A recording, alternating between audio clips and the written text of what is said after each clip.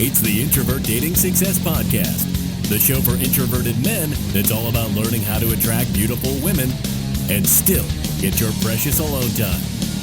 And now, here's your host, dating coach and fellow introvert, Harry Wilmington. Hey guys, welcome to the Introvert Dating Success Show. I'm your host as always, Harry Wilmington. And today we are interviewing Ryan Black. Ryan Black is a magnetic mentor and a men's transformation coach, and he teaches men how to meet amazing, smart, and sexy girls in everyday situations while being their completely authentic selves. He also teaches men a mixture of science-based psychology principles and practical approach techniques to not only help attract women, but also remove feelings of anxiety as well. Ryan, welcome to the show. Thanks so much for that great introduction. It sounds like I know what I'm doing. So you did a great job there. Well, I went to your site and I checked out some of your articles and also a couple of videos you have. Like, you definitely know what you're talking about. Like, a lot of stuff that I was listening to kind of threw me back to some of my experiences. Like, oh, this gels with me. A lot of this stuff gels with what I went through. So you definitely have the wisdom and knowledge that men need in this subject. I appreciate that. Thanks. No problem. So obviously we're going to get into a lot of stuff today. I definitely want to talk about your experience with the pickup community and what changed for you and how you attract women and how you talk to men about attracting women. But I always like to start out with can you give us like a brief rundown of what your dating experience was like from back in your middle school and high school days up until now? Like what was your journey? Yeah, my dating experience was a mixture between incredibly awkward and non-existent for most of my life. So I often say, like, the difference between a guy who never really needs any of this stuff and a guy who like desperately really needs it can often just be like one experience, like one moment early in life where there's like one parallel reality where one thing happens, another parallel reality where something different happens, and that can make all the difference. And for me, that experience was about 11, 12 years old. I had these, you just start to have those sort of feelings, which you don't really know what's going on or how to feel them or what to do, where, with a girl with the opposite sex. And so I had these kind of feelings. There was this girl I kind of liked, and my only like experience, my only knowledge of anything to do with romance or dating or anything like that was like Disney's Aladdin and like Disney films or whatever. So one day, like, I'm sitting with this girl that I like, and I start sort of expressing these like ridiculously overblown. I sort of painted this picture of like, oh, we're gonna be like king and queen in like a castle, and I'm gonna ride on a horse, and you're gonna be my fairy princess queen or whatever the fuck. And as I'm sort of trying to do this thing, her face goes from like looking at me like, oh, what's going on, to like quizzical, to then like realizing what I'm trying to express here, and then going to like disgust basically and shock and horror. And she ends up bursting into tears and running out of the room and slamming the door. And wow. so what that experience taught me is, which I think happens to a lot of guys, maybe experiences like that, or just upbringing and religion and society and culture. A lot of the time it told me, oh, if you have these feelings, if you feel this way, whatever you do, don't express it, because as soon as you express anything close to how you feel, horrible things happen. You get brutally rejected, the girl cries or whatever. So just take all that stuff and all those emotions and everything you're feeling and just repress the shit out of that. Right? Just don't just right down there, and don't tell anybody or say anything, because clearly when you do that, it's horrible, right?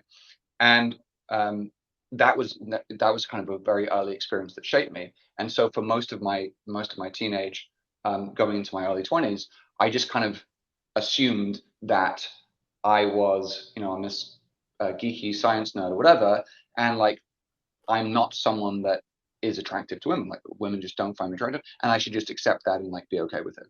I was able to awkwardly stumble into my first actual sort of relationship or actual girlfriend at the second year of university.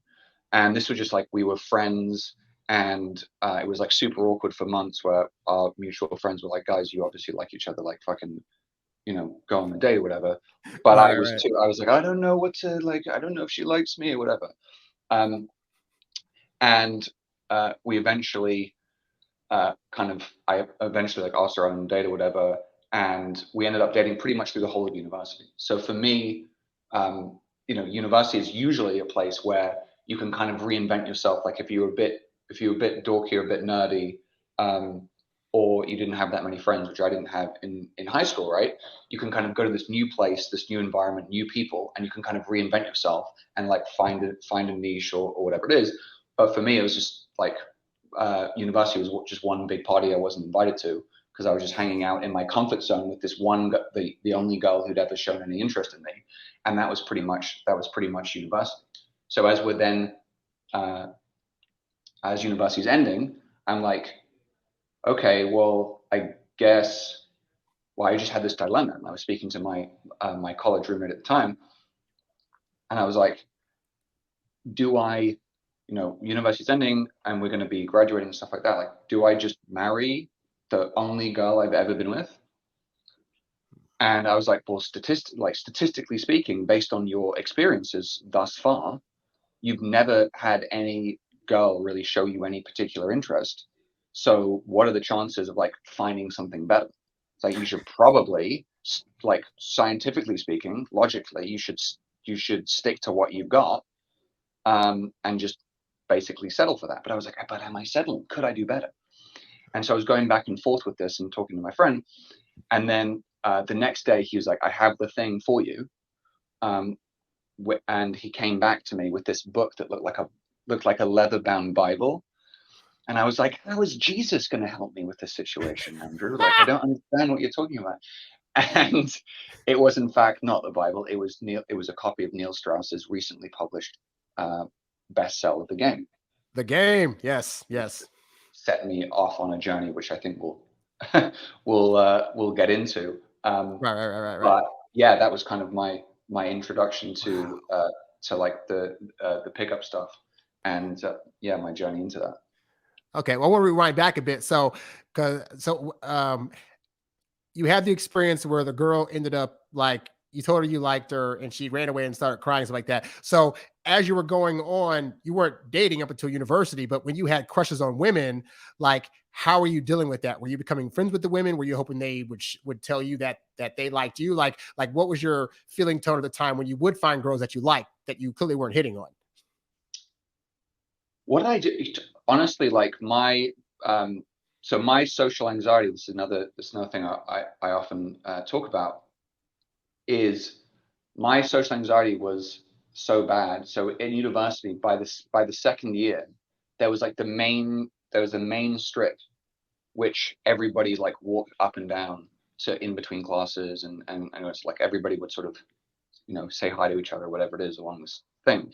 And by the second year, I actually avoided that area and went a longer way around to my classes, because I was so in my head, and I was so worried about the following thing.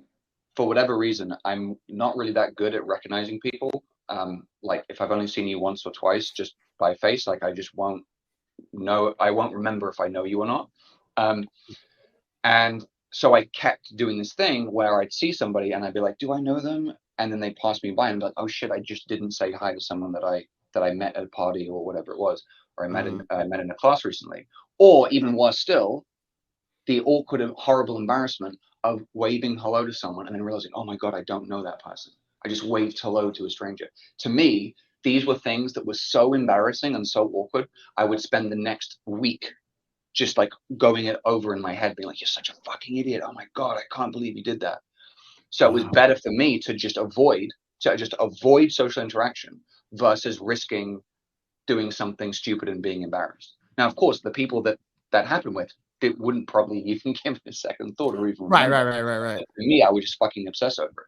So like I would just stay at the back of the class and do my work or whatever, and I wouldn't really interact with that many people. Like after class or whatever, socially, I might, but my default assumption was women aren't interested in me in that way. So I would have like a few here or there very platonic relationships with not particularly attractive women, who, you know, wouldn't particularly say like, oh yeah, you're like a great catch or something. Interesting. I'd be curious to know if any of those women at the time actually had a crush on you or not, or if you found out later. Because I know in my experience, I had the same thought, like I was the weird kid, women aren't going to like me. And this past year or so, I had a female friend of mine from back then that told me that the dorm room that she stayed in, like, or the dormitory she stayed in, a lot of girls had crushes on me. I just was not aware because I was just so in my head about like, I'm too weird, they'd never like me. And they totally did. There was actually I doubt that's the case. For me, there was actually a paper at school, like the school paper. There was a section in it which was like basically like anonymous gossip stuff, where you'd like, people would say like anonymously like something, they'd hint at people and say whatever it was.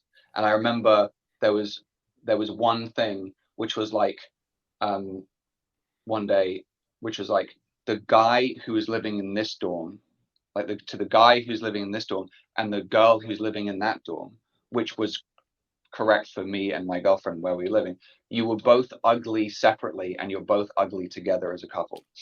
Oh my God. I'm pretty sure that was a shout out to us.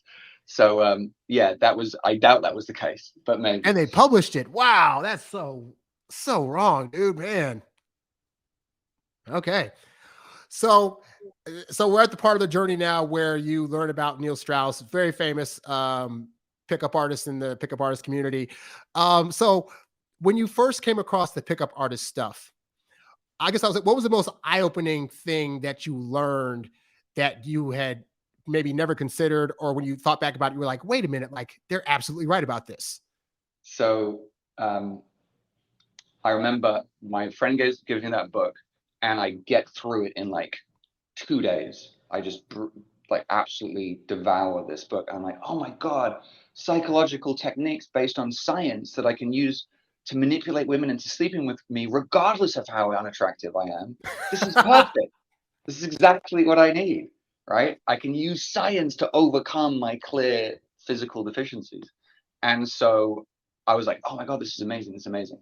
And then like a day or so later, the friend who gave me the book was like, there's actually a party like a couple of doors down from us this weekend, like, let's go. And I was like, we can use the things in the book at the party. And he's like, yeah, I know, that's why I fucking said it, you idiot. And so we arrive at this party, and we're speaking to this girl, and then she says something about like, oh, are you guys in this frat or whatever? I'm like, we don't like that frat. So then we look at each other, because it's like, oh, we can do remember the old, these things are so stupid, the old like body rock thing where like someone said, like the girl says something you don't like, so you make as if you're gonna leave like this, and right, and it like drops them back. So she says the thing, and then me and him both look at each other like, we're gonna do the thing, right? And then we both go as if to leave, and she goes, no, come back. And we go, and I'm like, oh my God, it's working. Like, it was so gay. And so I'm like, oh, okay, that's fucking awesome. And then within about, I would say, half an hour of arriving at this party, for the first time in my entire life, I'm like 20, early 20s at this point, like 22 or something. I have like 6 girls all like surrounding me, looking at me, and they're attractive, and they're like looking at me, smiling, like listening to what I have to say. And I was like, holy shit. So I was like, oh, okay, this stuff works. This stuff works.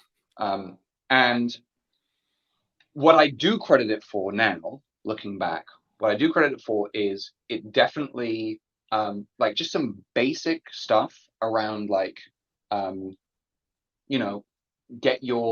do what you can with your appearance, like maximize whatever it is, right? Like up until that point, I was just someone I just lived in this world of abstraction, in this world of just like ideas and theories and concepts and whatever. I was philosophy of science major, right? So it was like literally just talking about theories and abstract ideas and stuff. That was me.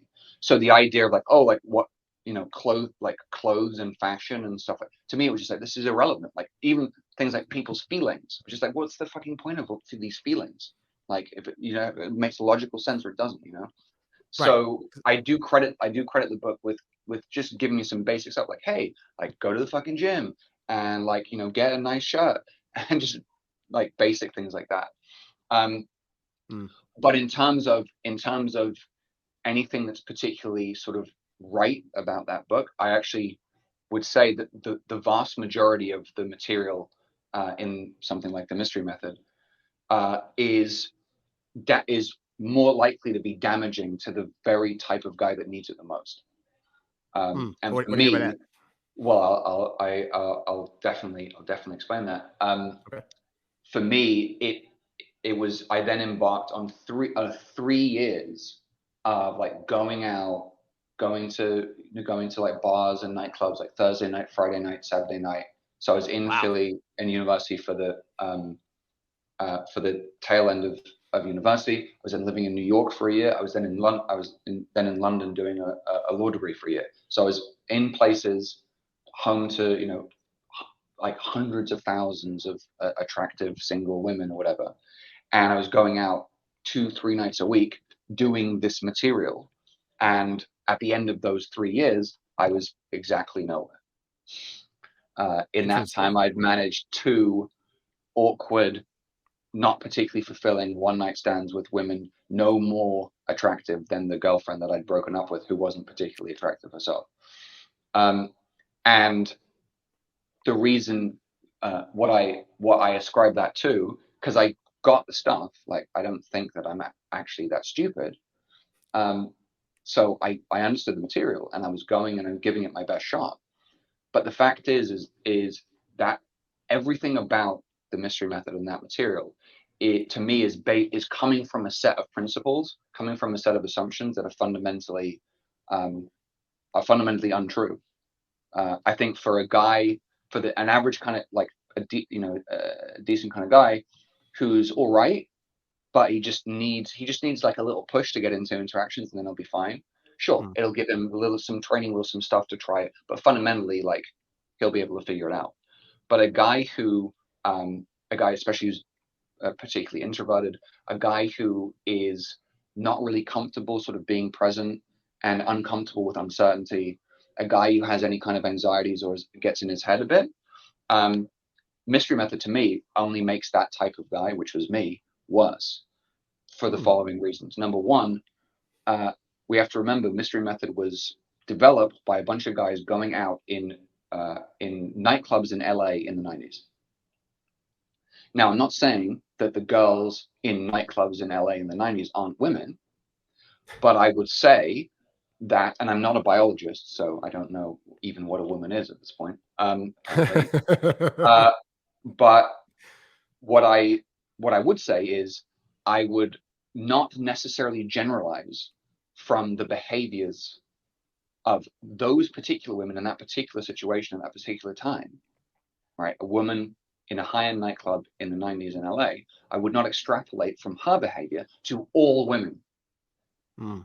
Because one of the core things in Mystery Method is this idea of value, right? You have to demonstrate high value. You have to go in there and you have to demonstrate that you're connected, all these people, and the manager, and you're high-fiving everybody, and you have all this stuff, right? And the whole positioning and peacocking thing. Yeah, and it's like, well, yeah, the women in a nightclub in a high-end nightclub in like Hollywood, yeah, they care a lot about what your value is, because they're there to meet a guy that could possibly help them get a fucking break in their like television or film career. True. But that's not all women. And what it does is it extrapolates out to like all women obsessively care so much about your value. And so what it did to me is, now I'm in it. Now I'm walking in somewhere and I'm like, oh shit, is my value? Am I displaying low value? And oh shit, oh, I'm standing here by myself. Oh, I need to talk to someone. Oh shit, like, and it tells you, you need to be looking out for IOIs, right? For indicators of interest. And is she playing with her hair? Is she just being nice to me, or does she actually like me? And it put me, and I think it put a lot of guys, even more in your head, because now you already have your own insecurities, you already have your own anxiety, and now you have all these layering on top of anxieties of like, I have to do the material correctly, I can't screw up and miss one of these steps. I have to do the steps right. I have to remember all of my material and my routines. And if I get one of these things wrong, then it's over. And I have to constantly be monitoring my value and what other people think about me, and how she's perceiving me, and if she's attracted enough yet before I'm allowed to go to the next step. Dude, it's too fucking much. It's too that's not helpful. That's not helpful at all. What I would say is some of the stuff in Mystery Method for navigating certain very specific VIP environments as a very advanced person, maybe. But for the average guy that just wants to meet have a cute girlfriend and like be able to meet more women and go on a few more dates, it's utterly unhelpful. In fact, it's more damaging in my experience, and with a lot of the guys who, again, I've spent a lot of time coaching guys who have come from a background, looked at some pickup stuff, tried some things out, and it hasn't worked for them. And I end up doing a bunch of stuff to deprogram them from some of these negative beliefs. And as well, the entire system and method is based on this sort of viewpoint, which I think is incredibly damaging, which comes from books like Robert Greene, right? Wrote the 48 Laws of Power. He wrote Seduction, The Art of Seduction, and a few other things, right? So he's looking at works like Machiavelli's The Prince. He's looking at Sun Tzu's Art of War, right? And it's saying like, oh, you shouldn't reveal everything. Like you shouldn't reveal your true intent to the enemy, right? And all this stuff. Well, right. And then even in the language of the book, Mystery Method itself, right? The object of your affection is termed the target, and her friend is the obstacle who you have to disarm. That language is literally military language. That's how you speak about an enemy. So, like the entire basis, the sort of the core kind of unstated assumptions is what seduction is being viewed as is a way to manipulate and deceive the girl into doing something that by default you're assuming she doesn't actually want to do, and you're having to deceive and manipulate her into doing something by hiding your true intent.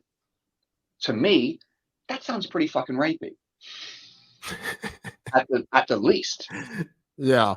What's also I found interesting with the pickup stuff, like especially from a guy coming from like, you have no skills on how to approach women and talk to women. Like they're called pickup artists for a reason, in terms of they teach you stuff to be able to actually pick up women. And some of those things, can actually be helpful in terms of like, not being so afraid of the women and being able to know how to talk to them. But it's called pickup artists. It's not called relationship artists. And what I found, because even in Neil Strauss's book, he talks about like Mystery doing these things and getting these girls, but then like he tries to get into relationships, and then the long-term prospects of that doesn't work. Because whatever he's doing for the pickup stuff, again, he's masking part of himself, so he can't keep it going long-term. But also they're still trying to do pickup stuff when it's time for relationship stuff. And it ends up like completely falling apart every time. So those guys were never really good at keeping women long-term. But in terms of like, hey, I'm at a party picking up a woman or multiple women, I know what to do to get this woman to hook up with me a couple of times. Fantastic. But like, it doesn't bode well for your long-term prospects. That's a great point, and something that I talk about when I go through some of the material around mindset stuff. I make this exact point, right? So, and to me, it all comes down to fundamentally two different ways of viewing the world, two different life philosophies. One, which is the very, very common in society for numerous reasons, is the outside-in philosophy. So most people, and society and the media and everything and culture encourages this. Most people are walking around with a view that how the outside world is and how other people perceive me should affect how I feel about myself. Right. So it's coming from outside in. And this is tied to a core mind program that I call the ego, right? The ego, something that is designed to keep us safe by monitoring how other people are perceiving us. Because remember, for hundreds of thousands of years, for most of human evolution, we lived in tribes of a few hundred people, where the continued survival of the tribe was ensured by everybody following the rules and cooperating with each other. So if you acted in a way that was not cooperative with everybody else, for example, going hunting, shooting a bison or whatever, and then being like, oh, I'm going to just keep this bison for myself, it's mine. If you did that, you're threatening everybody else's survival. And so the punishment for that was ostracism, being cast out of the tribe, where it's very likely, even if you survived on your own, you wouldn't procreate. So to our genetics, at a fundamental core level, breaking a social rule and being judged negatively by other people is the equivalent of death. And this is fundamentally the core root of where social anxiety comes from. It's the root cause of why we feel, why we are afraid of rejection. And it's the root cause of why consistently, when surveyed, humans rate the fear of public speaking #1 over the fear of death. Because it's fundamentally a fear that comes from our ego of being judged negatively by the people around us. And this ties into why I think mystery method is often very damaging, is because it's only reinforcing that. It's saying, yes, your value, how other people perceive you, is important. You must manage it. You must maintain it. And that only feeds and creates even more anxiety. There's another life philosophy, which is inside out. Okay. And my shift, what actually got me the results, was working with someone who was coming from that philosophy. And it's funny because, again, Eric von Markovik Mystery, before he was the world's greatest pickup artist, according to him, he was a magician. Yes, and what he was. What does a magician do? A magician plays a trick on you to deceive you into thinking that something is happening when it isn't. So his entire philosophy of life is, I'm going to show how cool I am by playing this trick on you, and then people will like me. Right? It's going from the thing of what my job is to manipulate other people's perceptions of me to see me a certain way, so that they will give me the validation and acceptance and approval that I never got from my father. So I was very blessed to be able to meet and work with a guy who, before he was teaching this stuff, was a comedian.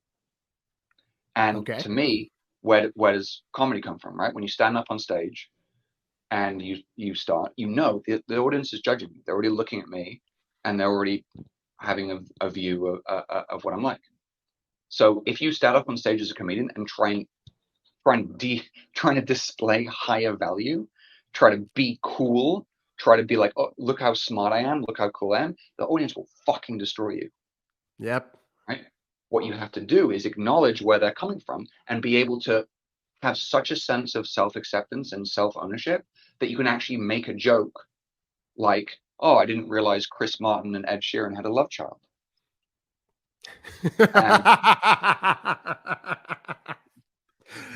Right? And by doing that, now I've got the audience on my side, because they're like, oh, he knows that he looks a bit weird and he's cool with it.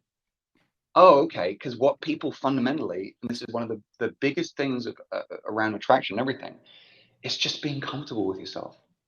That's the biggest thing. And that was the biggest thing that was stopping me from getting success with pretty much any material, but especially mystery method. Because mystery method is telling you, for every time that you're doing a routine, a scripted, like something else that some other guy wrote, some other guy who's cool, some other guy who's alpha, some other guy who's a ladies' man, he wrote this thing, and you say this thing, and then it'll work. As soon as you're doing that, for as long as you're doing that, what you're saying to yourself is, I am not enough. What you're saying to yourself is, there is no way a girl could look at me and just be attracted to who I actually am. So what I have to do is pretend to be somebody else and hope that I can string her along and convince her long enough so that I can get what I want. It's kind of ironic too that like the purpose of that stuff is supposed to be like you need to be a confident guy, so we're going to give you some stuff so you can display confidence, but that doesn't mean that the person is actually confident because they're having to go off somebody else's stuff. No, it's again, yeah, it's like, oh, act this way in order to portray this sense of confidence. So I want to finish the community thing to then go back to what we were saying. So so this guy was able to teach me this inside out philosophy and way of doing things, which comes from that place of comedy, which comes from a place of owning who you are enough to be able to just communicate what you're actually feeling in that moment, right? Having the self-acceptance to be like, this is who I am, this is my personality, this is my sense of humor, this is what I like about you, and if you want to continue this interaction on the basis of that, awesome, and if you don't, that's totally okay, and I'm fine either way, rather than trying to sort of manipulate the situation to essentially delay the inevitable.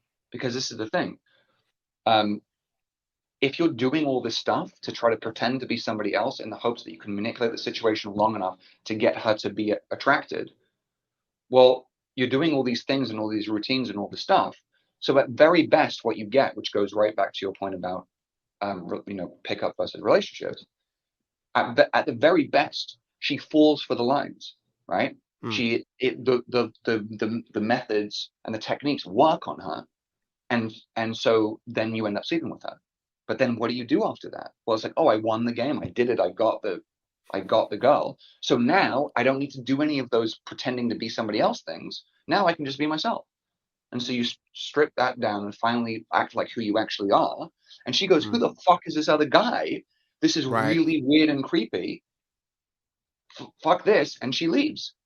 And then as guys, we go, oh shit, man.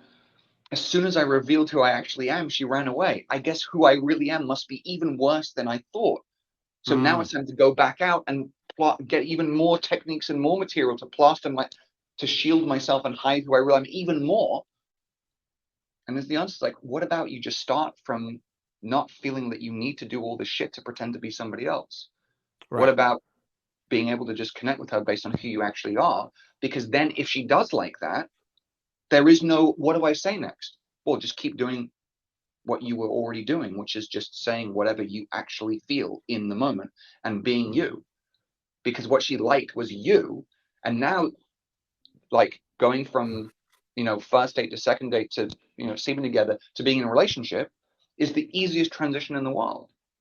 And that's like, my thing, like from the very, first beginning, as I was getting into all this, once I started having the tools and being able to connect authentically based on who I actually am with women, and their faces started lighting up and they started going on all these dates, it was very easy for me to have 3, 4, 5 girlfriends, like actual relationships at the same time. Women wanted to be with me in a relationship. It wasn't because I was doing some game good. It was because it was because I was willing to express who I actually am, and they liked that. And so it was very, very easy for me. And that's why when I look at guys who are like pickup artists or whatever, if they're not having like long-term relationships at all, then that tells me everything I need to know about their stuff, right? It cannot possibly be that was one of two things. Either number one, their stuff is effective at like getting this short-term result, but it's not authentic, right? Because otherwise they would be in this relationship. Or what they're doing is essentially a defense mechanism of being like, look how many girls I can get or whatever it is. And then they say, I hear this all the time from guys who are like, oh yeah, just get bored, I just get bored. Like, yeah, like for women are so, girl gets needy, whatever, and then just next, whatever. And it's like, no, bro, you're protecting yourself and your ego from actually being with somebody long enough so that you reveal who you actually are, because you're afraid that she might see who you actually are and reject that. And that's what's really fucking going on. And they're feeling that probably from like the get-go, which is why they're doing this stuff in the first place, because they're like, who I am is not going to be good enough for this person. And then on top of it gets exponentially worse, because you're doing the pickup stuff, you get a girl, and then you reveal yourself, she dumps you, and you just start thinking, oh my God, who I am really, like I said, is really, really horrible. So you just consistently just think you got to learn more stuff versus just, but you keep telling yourself that by revealing yourself, you end up not getting the woman. But it's because you're doing the pickup stuff in the first place. So it's like you get that result. But like for you, once you learned that from the comedian guy, was the transition of that thought process for you hard? Like going from like, wait, so I can like be my true self and women will stick around. Like, what was that transition like for you in terms of like thought wise? It was almost instantaneous and effortless, Really? and it was at a deep subconscious level. I arrived on the to work with him on the first day, still the guy who cared deeply about what other people thought of me. Like, I was the same guy that would look at this, of the world and at people milling around somewhere as a sea of potential landmines to like fuck up on and create some kind of awkward, embarrassing experience. And I arrived like, just racked with a lot of anxiety around being rejected, about having people see. And that's a huge one I hear a lot. It's really interesting. Is guys arrive and they're like, they're like the worst fear is having a girl be like, no thanks, and having other people around that see, right? Mm. Because again, it's this deep fear of your community of people around you, right, judging you negatively. And within and out, so like if like Simple Pickup sort of created their whole channel, and then created a lot of other channels of these things like social experiments and doing kind of like little weird jokes and random things like with people, right? So some of it will do like picking up girls, but only with like lines from Drake songs or something, right? And then a lot of other channels kind of picked up on that and kind of did similar things. So this was the guy that invented that. So before any of those channels, before Simple Pickup, it was actually the guy that inspired Simple Pickup to do the stuff that they did. And this is I co-developed a lot of these techniques, but it's little social experiments, little experiences where in that moment, by interacting with somebody in a real life situation, you, number one, prove that it doesn't matter if somebody judges you negatively. Nothing, all these terrible consequences, your ego's going, you're going to die. And when you don't die, you start proving that I don't need this ego to protect me because nothing bad happens. On top of that, each experience is also enjoyable, right? It's fun. It's a silly little joke. It's a game. And what that does is we're removing the negative anchor, right? So there's a negative emotion currently attached to somebody being like, oh, you're weird, I don't like you, I don't, whatever it is, I don't want to speak to you, I'm rejecting you. So we're removing that anchor and we're actually adding a positive anchor, because we now have a positive emotion to the experience of being judged, if not even rejected by somebody else. And once you can enjoy the process of interacting with a person, whether or not they like you or whether or not they're rejecting you, well, now you've removed it from a zero-sum game to win-win. Either this goes awesome or it'll be fucking funny. That's it. And so once that's your mindset, then you're just going to interact with people all day, every day. You're just going to go up and start conversations all the time because there's no downside. Nothing bad can happen. And the analogy I like is that those guys would set up on the street the ball and cup game. Yes. Right. And if you guess the thing right, then you win. So if you were walking down and you saw the guy doing the thing, and he was like, oh, if you guess it, like, come play. If you guess it, you'll win $20. Your very next question would be, how much does it cost to play? What if you went, oh, it's free to play? Well, you just sit there and play the fucking game all day because you can only win. Right. That's literally what social interaction is. That's literally what approaching is.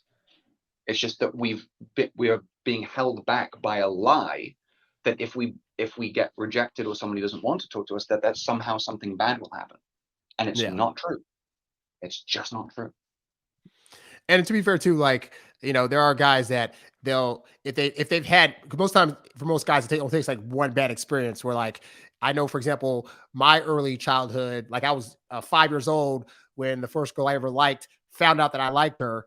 And I was on a school bus going to school one day, and I go to say hi to her, and in front of the entire bus, she's like, "I know you have a crush on me. I know you have a crush." And so I'm like, but so that one experience made me have this anxiety for a long time about, like, oh my God, if I approach a girl at all, it's going to be like the worst thing ever. So for guys that have had those kind of experiences, it can be very hard to like get past the idea like that happened when you were younger. You're like an adult now. That result's not going to happen, but you're still responding as if you were a younger person, and that can take guys a minute to get by.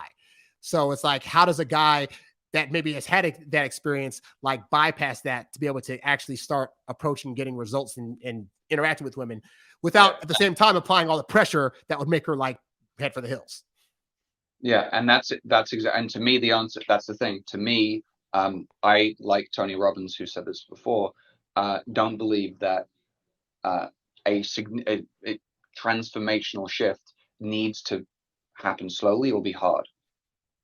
Because my experience, as I mentioned, was I arrived being held back by exactly that kind of same childhood experience that I shared with you. I arrived being held back by all of these limiting beliefs and all of these anxieties and all of these things. Yet within a matter of hours of going through this series of social interactions and these social freedom exercises, I within 2 to 3 hours embodied a completely radically new mindset of, oh, I can just go up to anybody and say whatever I feel like, and I don't give a shit what they think. And that's the starting place. That's the foundation. And this is why, like, the vast majority of material just doesn't work for guys, because you can give somebody the best, you give someone the perfect, like, when I say this, it works 100% of the time. But if the guy, as he's going over there about to say it, is in his head fearing what might happen if it doesn't work, it's not going to fucking work. Right? You have to be coming from the mindset of social freedom. You have to fundamentally know that it doesn't matter what how someone reacts, and how someone reacts is nothing to do with you, which goes right back to the outside in versus the inside out mindset. Outside in, if someone looks at you weird, oh, there's something wrong with you, right? And you should feel bad about yourself. But inside out is who I am, my beliefs about myself, the value that I believe I have is what decides my internal state of well-being. And other things outside there is nothing to do with me. Right. It's a huge learning. And this is one of the things that I help guys with a lot, is they'll go into a situation, they'll do their best, something will happen, whatever. They won't get exactly the result that they're looking for. They get some bit of a reaction, whatever, and they come out. And one of the things I help them with the most is just having, like, literally leading them through a logical series of things where it's like, that reaction would have happened to everybody. That reaction would have happened to me. Her reaction was nothing to do with you. Right? It was nothing to do with you. And that's it. Like, that's the big, because again, like, this is something that's very common that a lot of people say, right? If I go up and just try and start a conversation, and a girl is like, oh, no, no thanks. Yeah. How can that can't actually even be a rejection, because she doesn't know anything about me. Guys take it personally, like, her not being interested in just having a random conversation means that there's something wrong, like, with who I am. It's like, she doesn't know who you are. You haven't communicated anything about that. She's just going off of, right now in this situation, right now, I don't feel like having this experience. And it could well be, right? It's most likely because, and I would have gotten the exact same reaction. She's not in a social mood right now. Right? She's busy. She's thinking about something else. She's distracted. She's not interested in talking to anybody right now. And that's okay. And to me, like this outside in thing is the equivalent of deciding your mood based on whatever the weather happens to be. And the thing is, it sounds stupid, but a lot of people actually do that. Yeah. A lot of True. people are, oh, it's shitty outside. Oh, now I'm going to feel shitty. It's like, you don't have, like, the weather's going to be whatever it is outside. If you decide to set your internal well-being based on whatever it happens, whatever happens to be outside, you're in for a very topsy-turvy, up and down, like, unhappy life along that. Especially if you live in the UK, mate, you're going to fucking commit suicide. Like, it's actually overcast. It's on average, it's overcast 2/3 of the year in the UK on average. Oh yeah, I've been in London before. Yeah. You're gonna decide on that, or how about be like, well, I believe here are all my accomplishments. Here are all the things I'm awesome at. Here are all the things I've overcome. Here are all the skills I have. Here's all my core values that I believe in, and I'm deciding that to feel fucking awesome about myself based on those things that nobody else can take away from me. And so then it becomes simply, well, I'm going to communicate those things to people. I'm just going to throw out value to people based on those things. And if they resonate with that and also find that valuable, then awesome, really cool. And if they don't, then that's totally okay. It's not a reflection of me. It's that they don't find what I find valuable as well. And so a great exercise that I give guys to prove that mindset in action is just going around giving candy to strangers. Literally just taking, like, in the UK we have like Quality Street, which is like individually wrapped, right? It makes less sense if it's like the melting on your hand when you're giving out, but like individually wrapped little things, and just going around and just having fun, just giving it out to people using different reasons, just having fun with it. And again, it's like I'm giving out something that I think is valuable, right? Like, people would pay money for this, so it has some value to it. I'm giving it out, right? You give it out to people, and some people are like, oh, cool, great, thanks very much. I feel good. I've given them value. They thought it was valuable. They've received it. They're better off now than they were before I met them. So it's win-win. Everybody feels good. Some people might, oh, here you go, and they're like, oh yeah, thanks, and then they might like want to reciprocate that value in some kind of way, right? They're not going to give you another different candy back probably, but they might just start having a conversation with you, right? Reciprocate value in the form of social interaction, which is valuable to people. Like, we're especially these days, we're social animals. We're designed to interact with each other.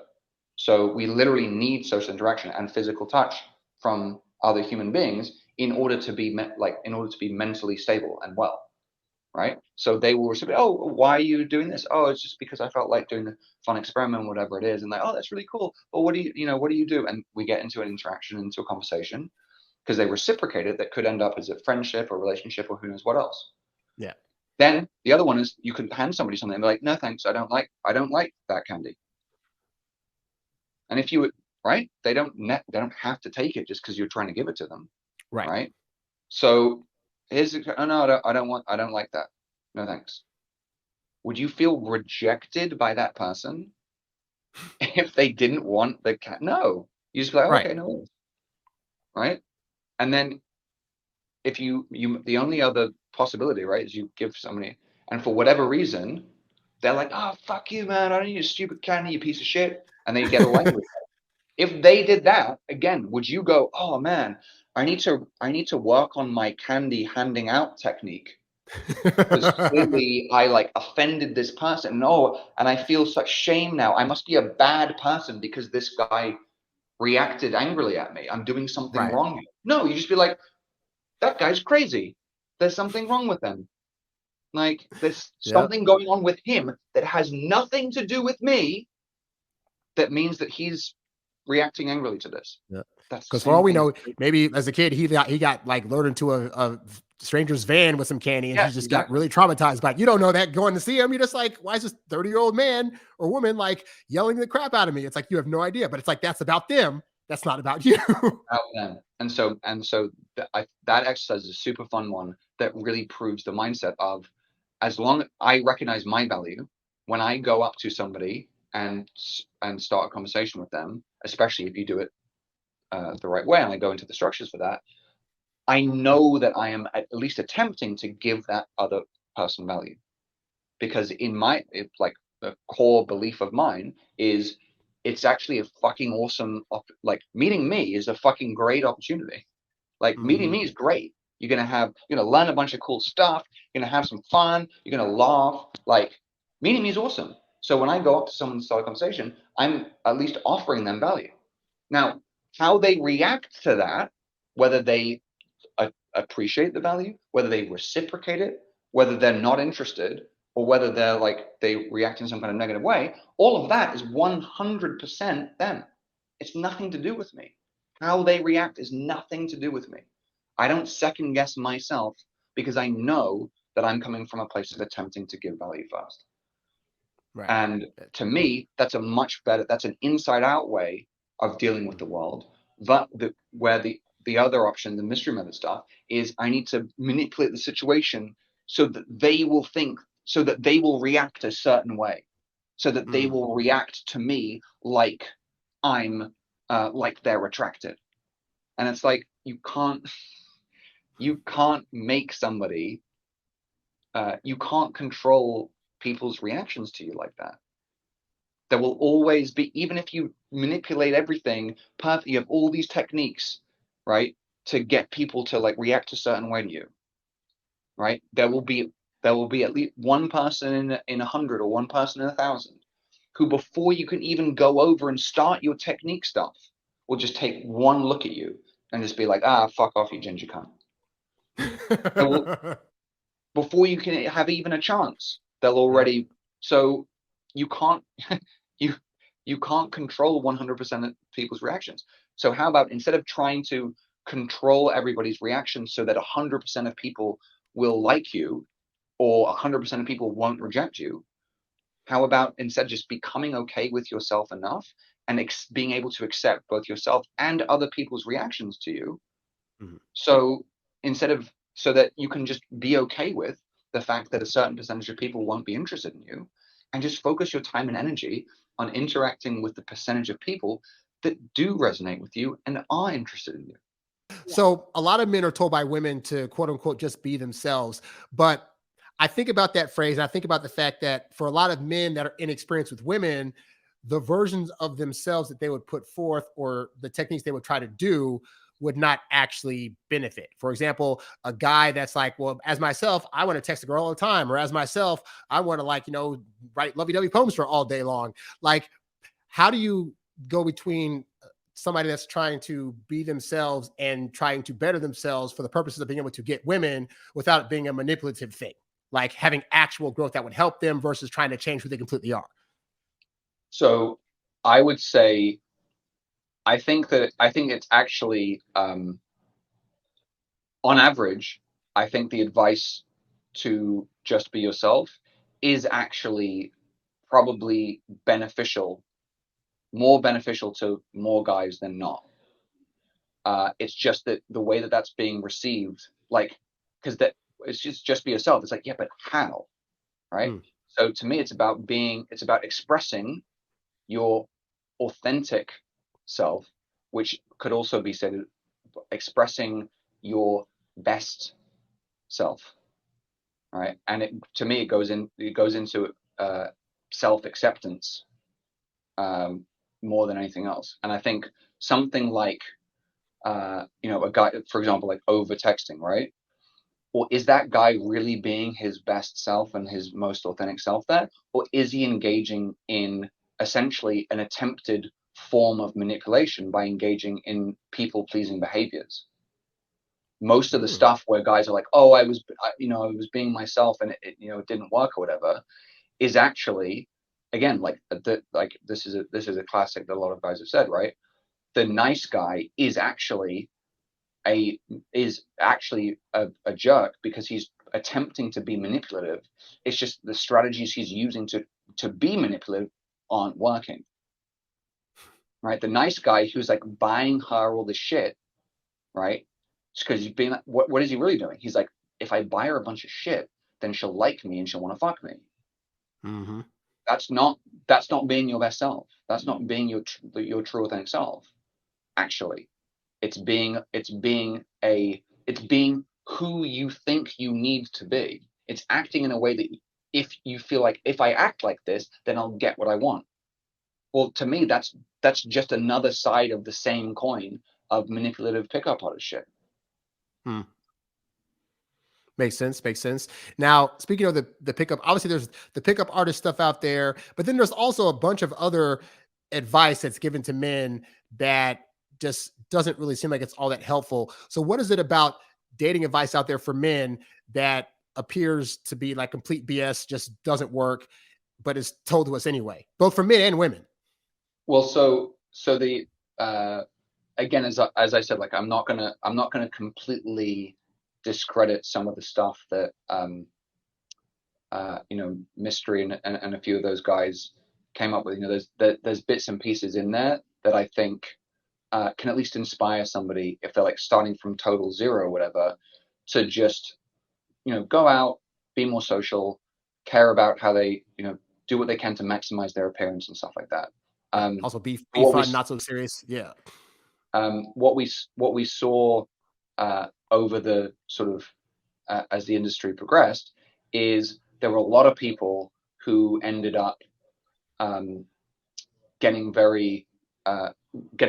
no results, or feeling kind of lied to by the pickup industry, who then created a website, PUA Hate. And then they would go, that a lot of discussions on PUA Hate formed the basis for the theoretical kind of backdrop for a lot of stuff that came out in the red pill and the men going their own way, the MGTOW movement. Yeah. Right. That's really, like, I would say, sort of ground zero where a lot of those ideas were being discussed. And there, it was as a backlash to the pickup thing. There was this very very defeatist kind of mindset and attitude of basically like, all that matters is looks, money, and status. Mm-hmm. Right.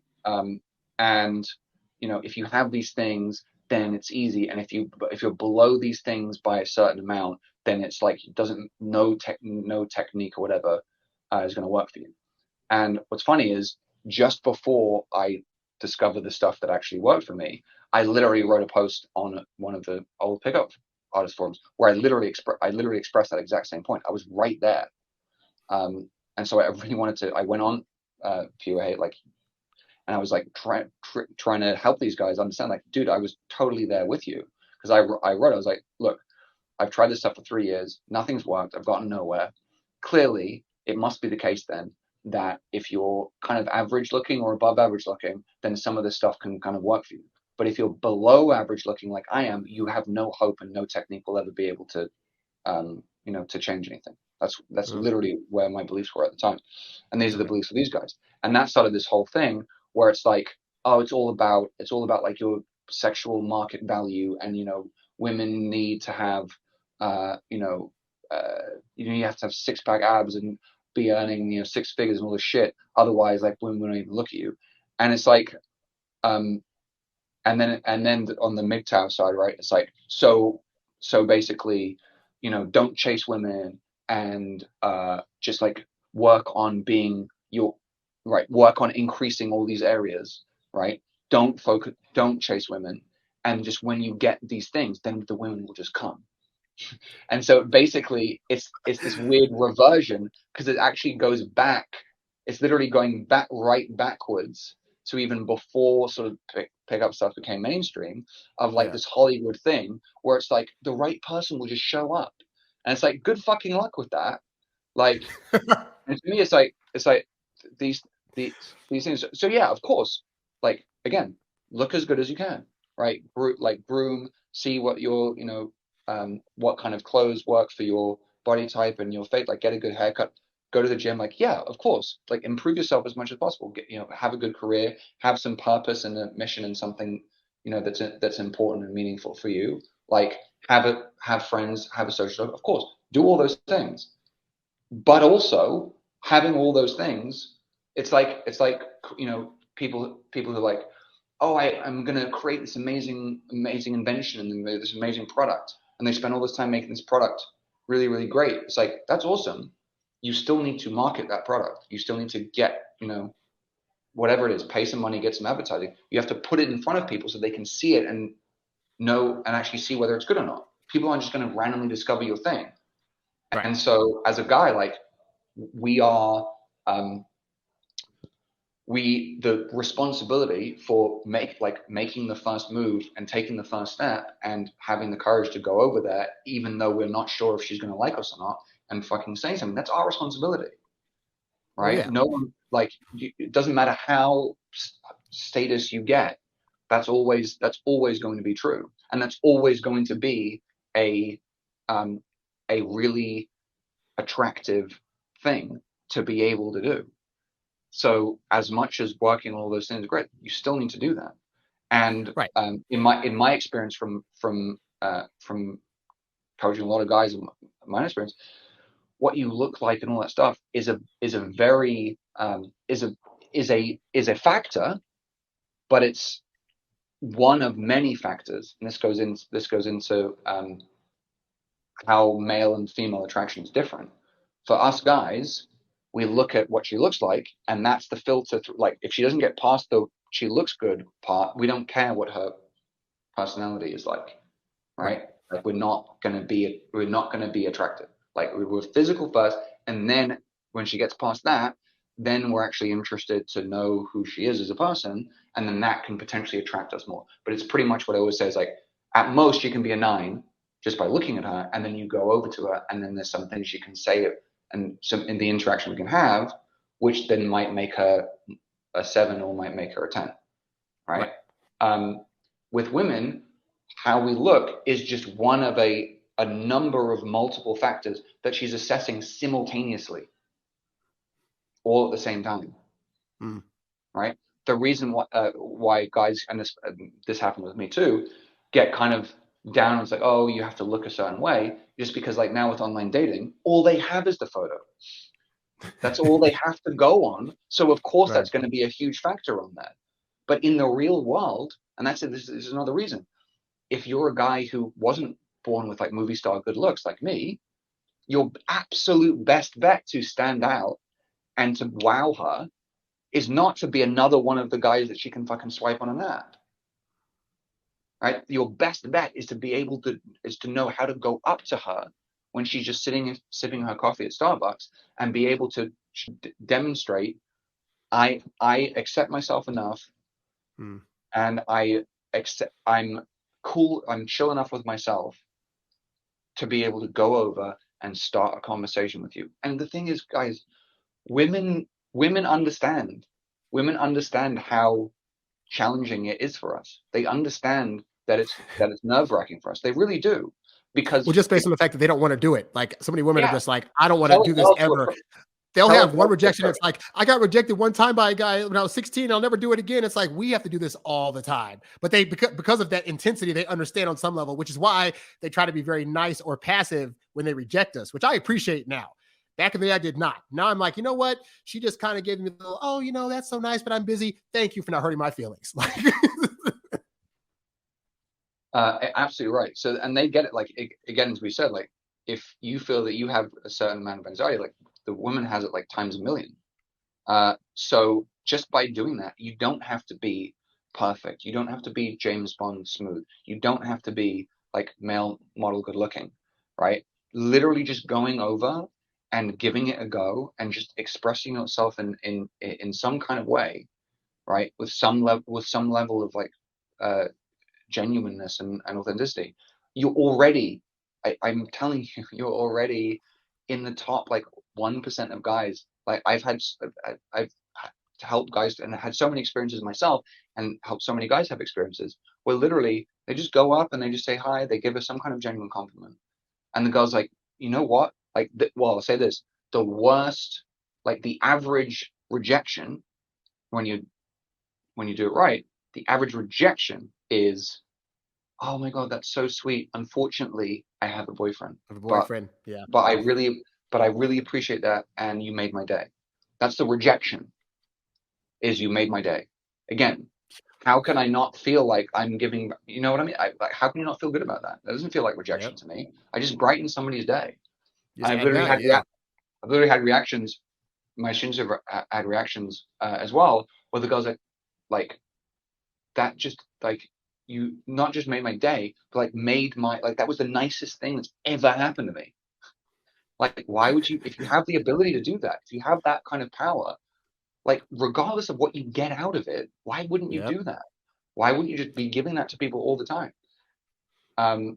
And yeah, it doesn't have to be, perfect at all. It's just being willing to go out there and just express it. And it's just that you can create these beautiful little, like, romantic comedy or like romance novel moments with a Hmm. girl, where, because again, like, girls don't want to tell the story of like, oh, we were drunk in a nightclub.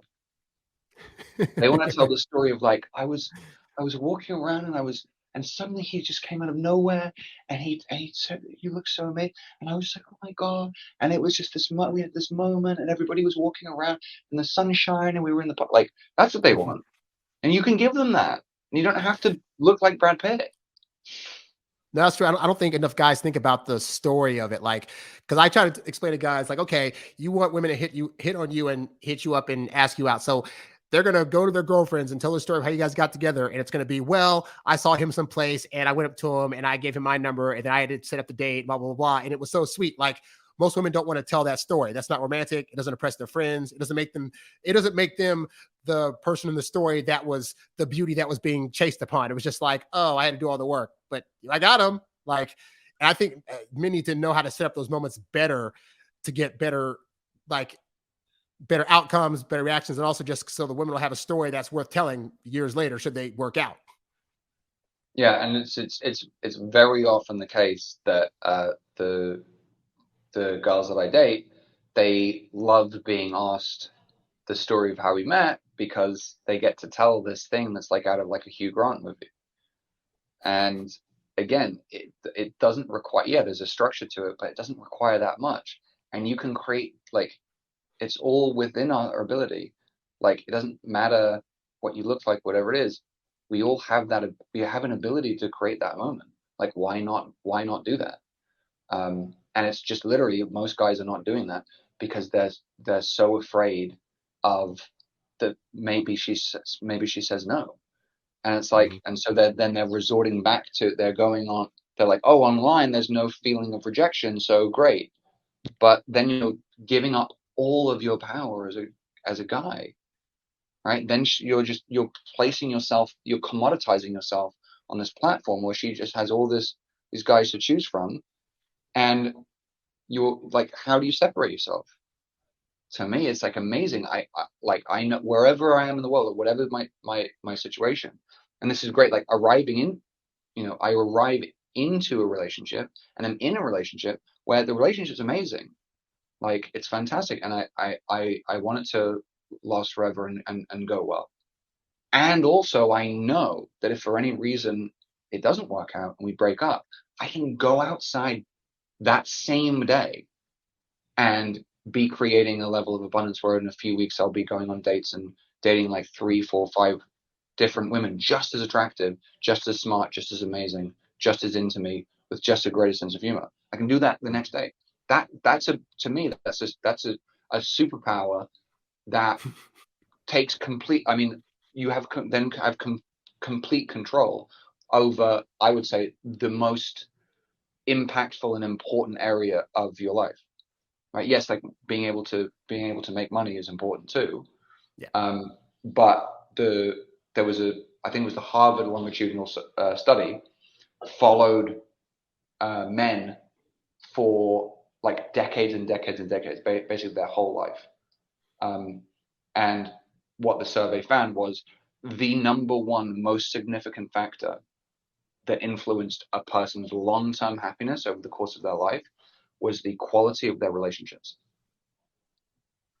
Right? So Yeah. having complete control over that area and never feeling at effect, because that's the thing. I feel like the vast majority of guys, unfortunately, and this is what I did all the way through university, they enter into and stay in a relationship out of scarcity, out of a sense of fear of loss. And they end up putting up with behaviors from the woman that if they actually realized the level of the abundance that they could create, they would never put up with. And then they leave that relationship feeling often, and a lot of the red pill and MGTOW guys, they come out of a relationship where these terrible things happen. I'm not saying they're guys like losing their kids and all this stuff, like that happens and it's terrible. Yeah. And the fact is they put themselves in the situation to be taken advantage of and to be used and to feel like that, because they continue in a relationship that's not good for them out of a place of scarcity where they're like, I guess this is probably the best I can get. Mm-hmm. And so to have a feeling of like the total certainty, I can go out and find someone just as fucking hot as you, stops the girl from being like, stops the girl from being able to act in that way. And if she does continue to act in that way, you can just, and you're basically, guys are unwilling to actually assert a boundary, right? Especially which is tough if you think if you have a scarcity mindset where it's like, or you haven't had a lot of proof that you can get more than one woman, that you become that guy that's just like, well, I guess I'll either settle or I'll continue to take this behavior because I don't know who else I can get and she seems okay. But if you have that feeling that like, hey, I actually know how to talk to people, I know what value I have, then if those things arise with your partner where they are, acting toxic or they're not being willing to budge in certain areas, you can say, well, this isn't for me. And that's a great feeling to have, knowing that you could do that and be with somebody the next day, the next week, the next month. You can choose if you want to take time off from dating and then go back to when you want to, because you know that they'll always be there. More women will be there to get. Like, that's a great feeling to be able to have as a guy. And that's actually super cool. So one of my great, amazing, successful students, Matt, I was talking with him recently. We did like an interview years after he did my program, and after working with me, he came from the sort of settling for what he could get before we worked together, and then within like I said like a few weeks after doing the program with me, he was already dating like 2 or 3 different girls, and he went for 5 different girlfriends at the same time, because he heard my story of like, I was dating 5 different girls and that was I maxed out. He was like, I have to do the same as Ryan, to beat Ryan at his own game. And he was like, it's too much. But one of the things he was saying was like, now he was just like, I reached a point where like getting into a relationship or dating, whatever, it's not something I worry about. It's not a concern of mine. And so what that does is it just takes this pressure off this area that often like will consume us a lot and sap a lot of our energy and have us doubting ourselves and feeling not confident about ourselves. It's just like, it's not an area I need to worry about. So now it's like, now I'm focusing on other areas and I'm focusing on my business and some other things. And it's like, right now I'm just taking a break from dating, and that's cool, but I'm totally fine with it. When you're deciding to choose that, I think everybody should, everybody in terms of their relationship should do the following thing. They should at least experiment with doing some form of ethical non-monogamy. I think it's very, very valuable for being able to deal with feelings of jealousy and insecurity, right? To be in a situation where, first of all, you have the abundance, you have multiple women. So when you are choosing that one that you want to be with, you're choosing her from a place of quality options, right? Not coming from that place of scarcity, but also being able to be okay with and acknowledge all the stuff that comes up and be able to deal with the emotions and the jealousy behind it, being like having to be okay with the fact that the multiple girls that you're dating, when you're not with them, they could be seeing another guy, and he might, whatever, have more money than you or have a bigger dick than you, and you have to be okay with that. And also is you want to come from that. There's a terrible kind of mindset or terrible little phrase or whatever that's in popular culture of this idea that your partner somehow like completes you. Oh God. Right. And so I think it's really, really important to recognize that you're coming from a place of like, I'm okay being alone. Like, I don't need anybody else to feel like complete or okay with it. Like, I'm complete, I'm enough, I'm amazing, like on my own. And this person that I choose to be with or whatever, they're just adding a little bit extra into something that's already whole. And a good way of doing that is making sure that you are okay actually being, being alone for a bit. Right. Very true. So now on your website, you mentioned that you use science-based psychological principles to attract women. And so I want to get your opinion on how is this the way that which I want to get to some of the stuff you're talking about, but I want to know like how you view that different from pickup artists who would argue that they are also using psychological principles in their attraction techniques. Yeah. So what I would say is, to the extent that something like Mystery Method uses kind of evolutionary psychological language. I actually studied evolutionary psychology, and what they're doing is, again, they are taking certain experiences that these guys had, for example, higher nightclub, LA 90s, and they're extrapolating that to all women think this way, all women behave like this, all women, want these things. And then they're couching that in sort of evolutionary psychological terms. But it's scientific. It sounds sciencey, but it's not. You see, it's happening the other way around. It's not that they looked at some evolutionary psychological principles, and then they looked at like psychological research and looked at actual psychological experiments, and then from that said, oh, it seems like women on average act this way, right? That would be science. But what they're doing is they're taking their specific experiences, abstracting, generalizing to like, oh, all women, I guess, act like this. And then they're finding evolutionary psychology and some fancy words or whatever to then back up the thing that they've already generalized to and already assumed is the case. So it's like the cart before the horse. It's basically just cherry picking. Yeah.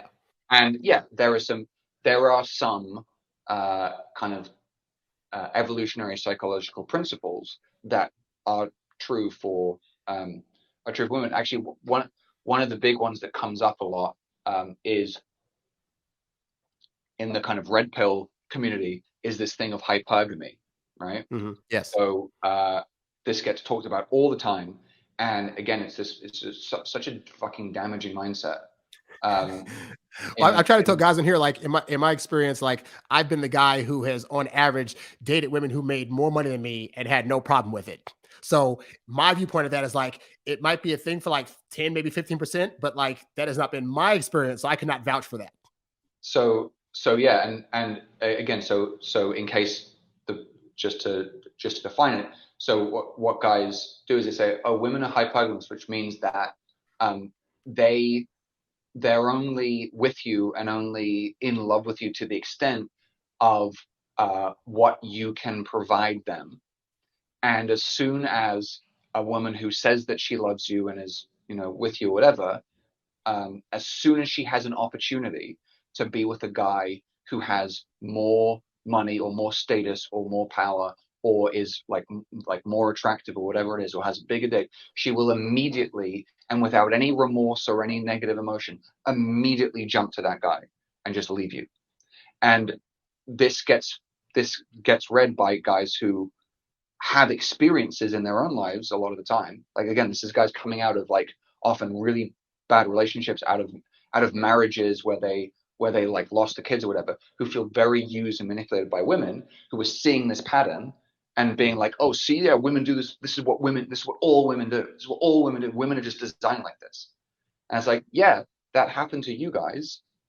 And it does happen, but that doesn't mean it's a universal principle that all women do. Because just like your experience, my experience is like constantly. So the girlfriend who I've been with for the last 2 years is a Hollywood actress, like international supermodel, fucking Ivy League educated. She's like everything. She's super fucking hot, incredibly intelligent, incredibly smart, and she can count as exes like guys who are in like major like Marvel movie level like multi-million-dollar earning Hollywood actors.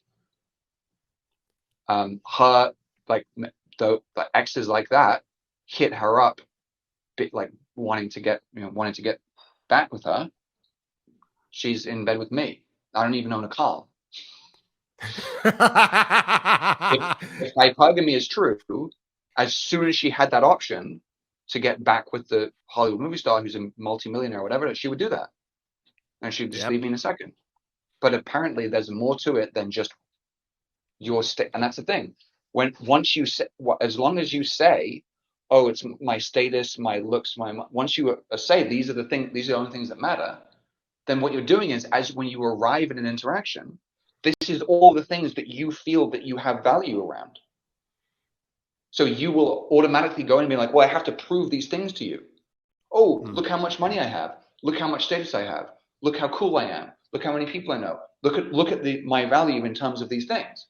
And guess what? So what you'll do is you'll attract the type of woman for whom those things are important.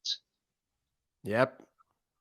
And oh my God, the girl who I met by fucking flashing my Lamborghini keys at her fucking left me for the guy with a Ferrari. No shit. But that doesn't mean it's every woman, because the women for me, I arrive in an interaction believing that just interacting with me is value. The value that I have is who I am. The value I have is getting to know me. The value I have is the connection that we experience in the moment, which to me, all those things are great. Value and status, and great, cool. Like have cool friends, like work on yourself, like be successful, make money, go to the gym. Sure, great, awesome. But you know what trumps all of that? You and her right there like this, where everything else disappears and there's nothing apart from you and her. Connection in the moment trumps all of that. Right.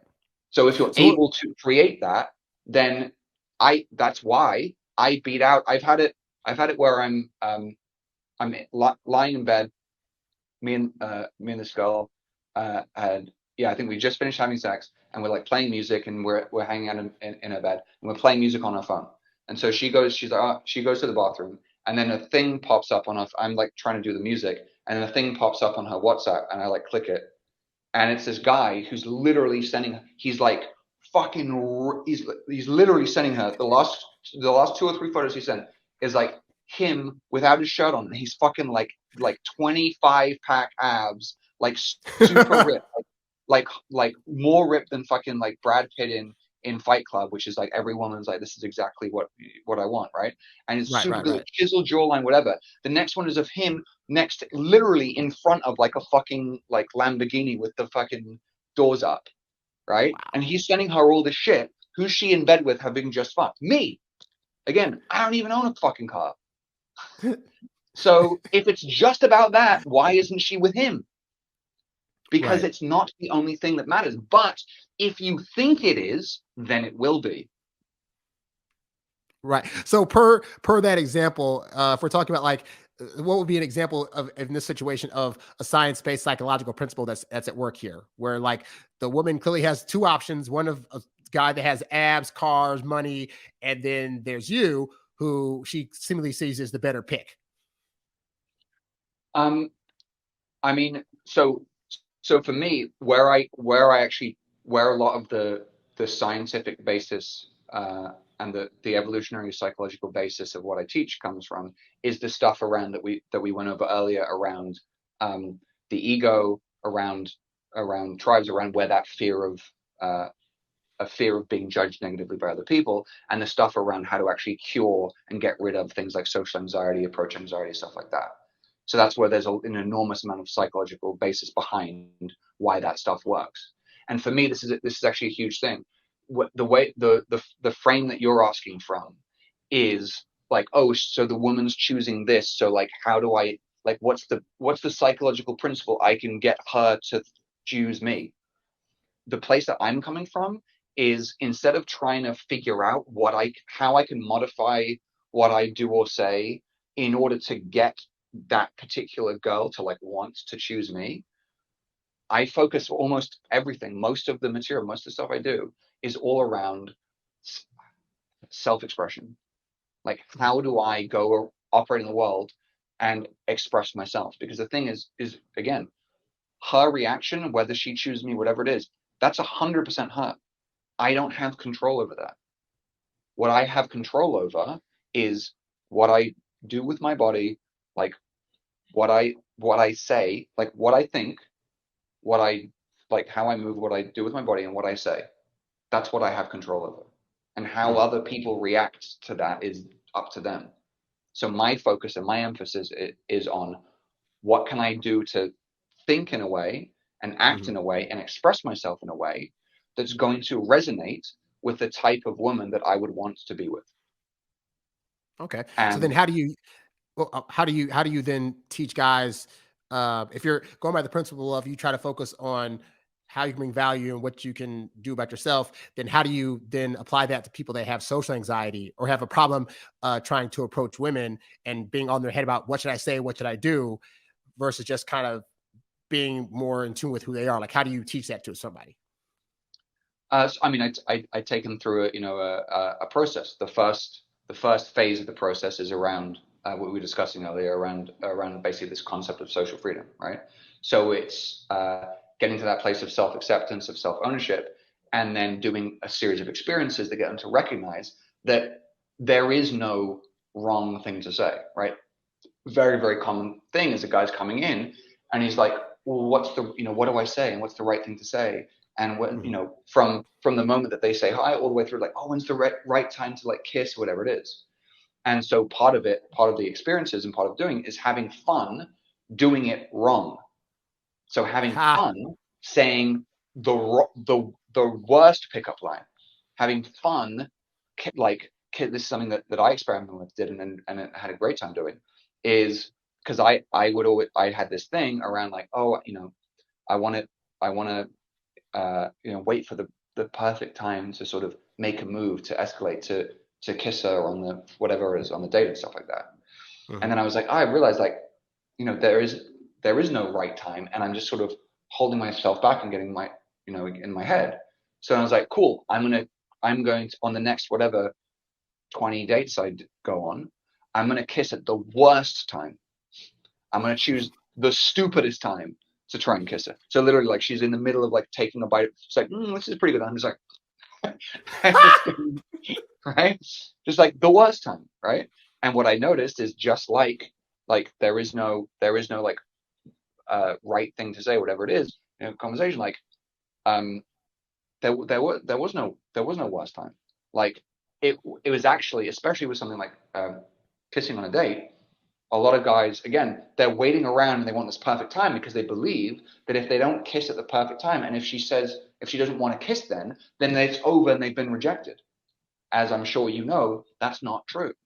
The first kiss attempt is only the first in a series that at some point will lead to eventually either her being like, no, I'm definitely not interested in you, or eventually having her being like, oh, okay.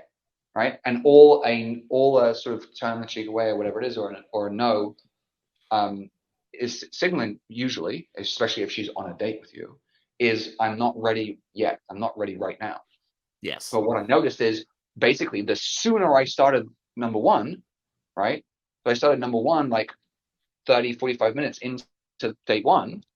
Well, then by sort of attempt 2 or 3, by being able to playfully persist, then I'm able to actually get the kiss like before the end of like location 2 on the date.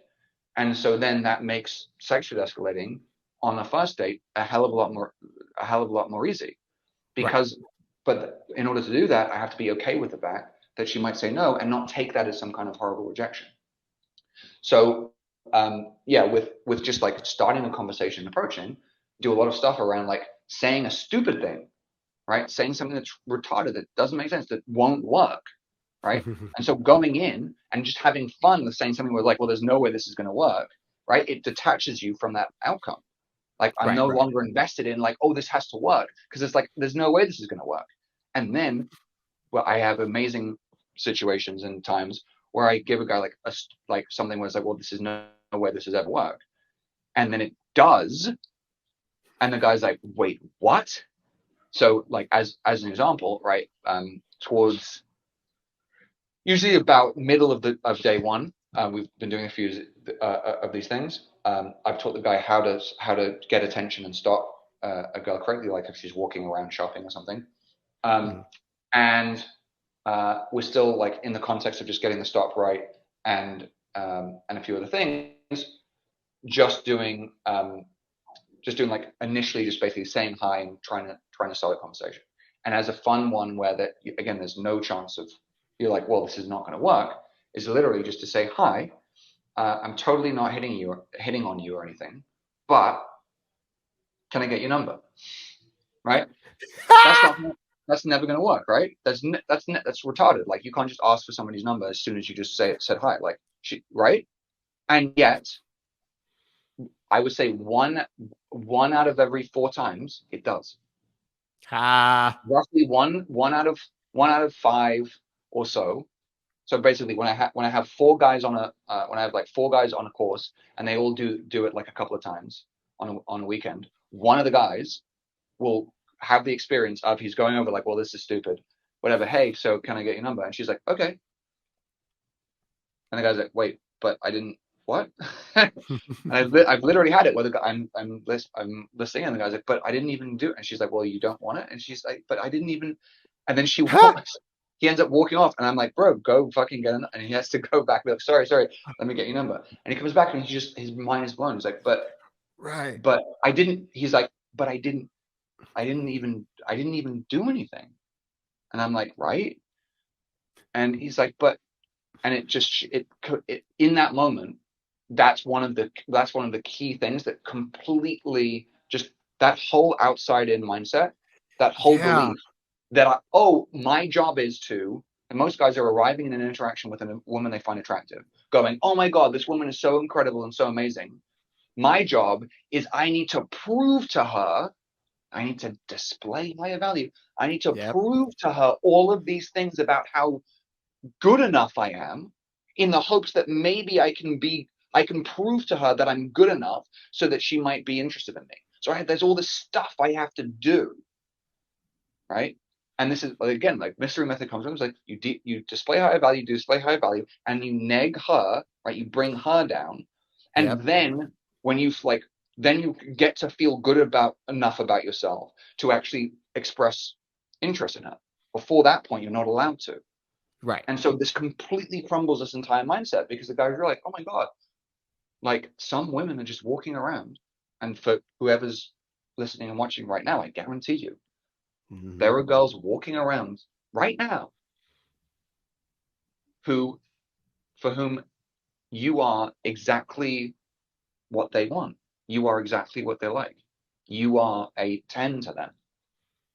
And all you have to do is go up and say hi. You don't have to prove anything to them. You don't have to do anything other than show up. But guys are so scared so terrified of, someone might say no, that you just don't create those opportunities. Well, I think too, we're so used to the idea of we have to work hard at everything that we do in order to get a result.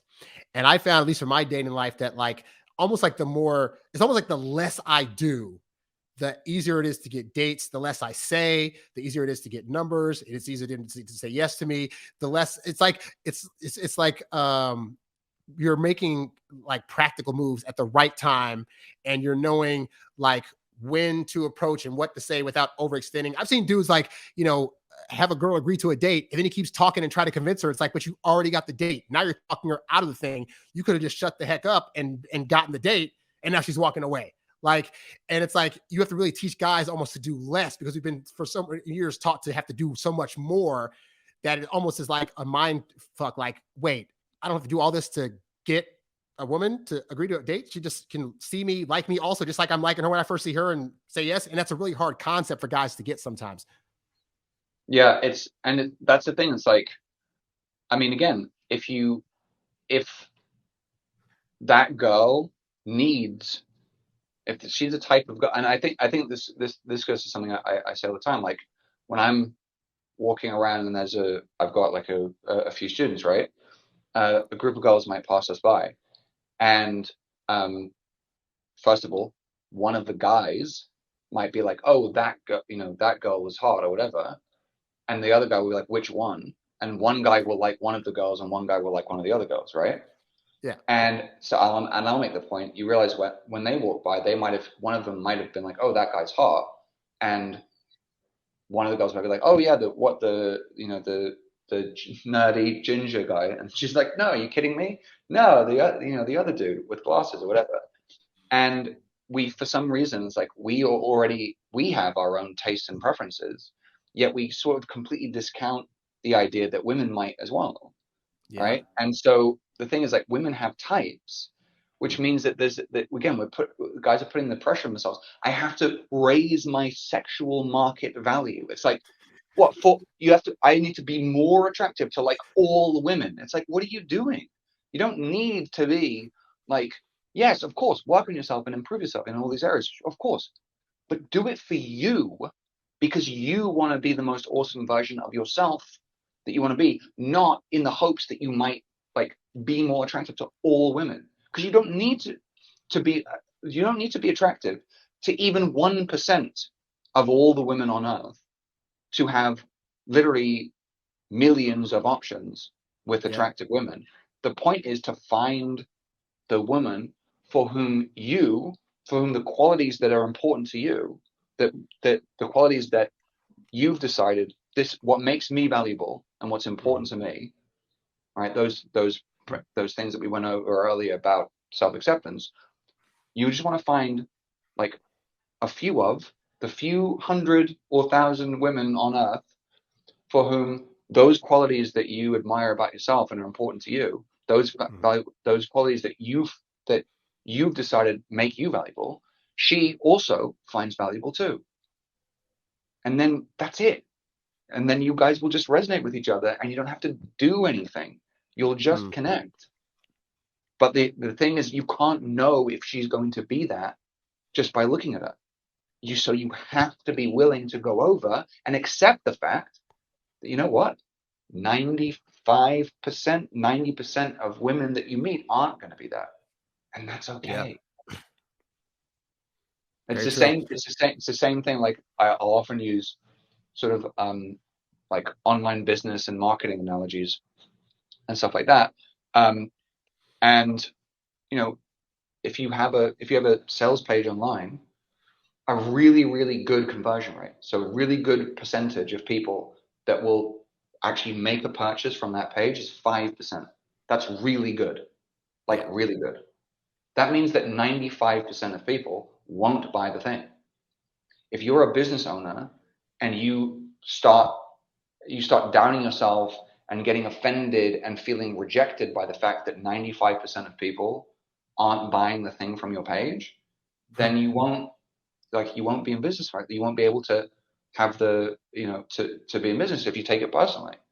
Or you just go like, cool, let me know more about, let me just interact and serve and know more about and get to understand even better that 5% of people that did buy. Yep. Right. And just work with that. The 95 that didn't, cool. They're not your audience. They're not your customer. And that's fine. But it's just, I don't know where it comes from. Well, it comes from this outside thing. Like, you don't have to be universally attractive to all people. You don't have to make everybody like you. That's not the goal. And as soon as you're willing to accept that as soon as I just said like, oh, I'm not everybody's cup of tea and that's okay, then it just removed that 95%. It just removes it from my, you don't have to think about it. You don't have to worry about it anymore. Right. Just focus on that 95%. I think there's a scarcity principle too, because I know in business, like the businesses that tend to do best, like really niche down and know their customer. And I think for men, they think they got to, like you said, cast a wide net because they got to try to get everybody, because who knows what they're going to get. But it's like the more defined you are and who you are and what you're about, the women that like that will gravitate towards that. And you'll find there are a lot of women that gravitate towards the kind of person that you are, you know? Absolutely. And it was really interesting. So the tech guy that we had at the previous business I was at, he did an early version of the program, and over the course of his weekend, I think he went up to and approached about 5 or so women, and pretty much got 5 phone numbers and went on 5 dates, right? And again, if you're watching this and considering working with me, I'm in no way promising you that you will get 100% success rate. And we look back at it and we're like, okay, that kind of makes sense, because it was a very specific type of guy, like is into like sort of like metal and like grunge and stuff like that. So he was like wearing a ripped kind of black band shirt and like loads of tattoos or whatever. And he was approaching women who also was wearing like band shirts and had tattoos all over and was in white makeup and shit. And so he had a very specific type that he was going for, that he was attracted to, and just naturally there was that affinity and that connection. And so yeah, it's not about trying to please everybody, and again, it's the same in marketing, right? If you try to sell to everybody, you end up selling to nobody, right? And again, if you're trying to just attract everybody, what you're saying essentially is, I have no standards, right? Like, one of the things that is actually attractive is just showing that you actually have standards. It makes you more attractive. So instead of doing, so I, again, like, pickup stuff teaches this weird, like, do qualification, where you like ask these weird questions and shit. But if you just genuinely have that as a thing, it's like, there's certain things that are important to me in a girl, if I'm going to know that we're going to have a fun time on a date, and she potentially, I want to be in a relationship with her. Because again, like, I'm not interested in having sex one time, right? That's not interesting to me. I want to be with someone because the first time you see it with somebody is very unlikely to be the best time, right? As you get to know somebody and what they like, then the sex gets better. So just having sex the first time and then that's it, that's not interesting. And also, if you spend, spending time with, I enjoy, call me crazy, call me gay, but I actually enjoy spending time around the company of attractive women. Like, I enjoy doing that. I like being around women who are beautiful. And also, right, if that's going to be the case, then they should also be intelligent and have interesting shit to say, and our sense of humor should probably match, because then the time outside of having sex with them, like, of the total time that you spend with a girl, like, make not even 10% of that will be like will be having sex with them, right? Right. Most of it's like hanging out and lying in bed and watching something and going out to eat and traveling, whatever it is, right? Most of the time that you spend is not having sex. So they should be fucking fun to actually hang out with. So as soon as I'm arriving in an interaction with a woman that I find attractive, and there's some reciprocity there, so she is interested in having a conversation, well, there's shit I need to know now to know if it's worth continuing the interaction and getting her number and seeing her again. And just by doing that, by actually having standards and showing that I do, and so, delving in and wanting to know about it, number one, I'm arriving from a place of curiosity, genuinely curious to know, oh, yes, you're super cute or whatever it is, cool. Let's see what else you got, right?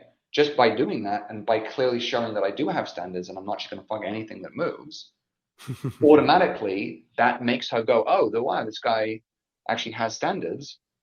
He must have a lot of attractive women in his life, which is true. And she's like, oh shit, now she's more curious and more attracted than she was initially.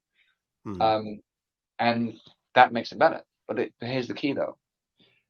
I'm only doing all this stuff once there's clear reciprocity at the beginning. This goes to a direct versus an indirect method. One of the biggest things around why a lot of pickup stuff doesn't really serve people and doesn't really help is, by being indirect, what's actually happening is you're delaying the point at which they can actually make a decision whether they're actually interested. And so what it's doing is it's really good at prolonging interactions so that the guy feels like he's getting somewhere, but with women who would never fuck you.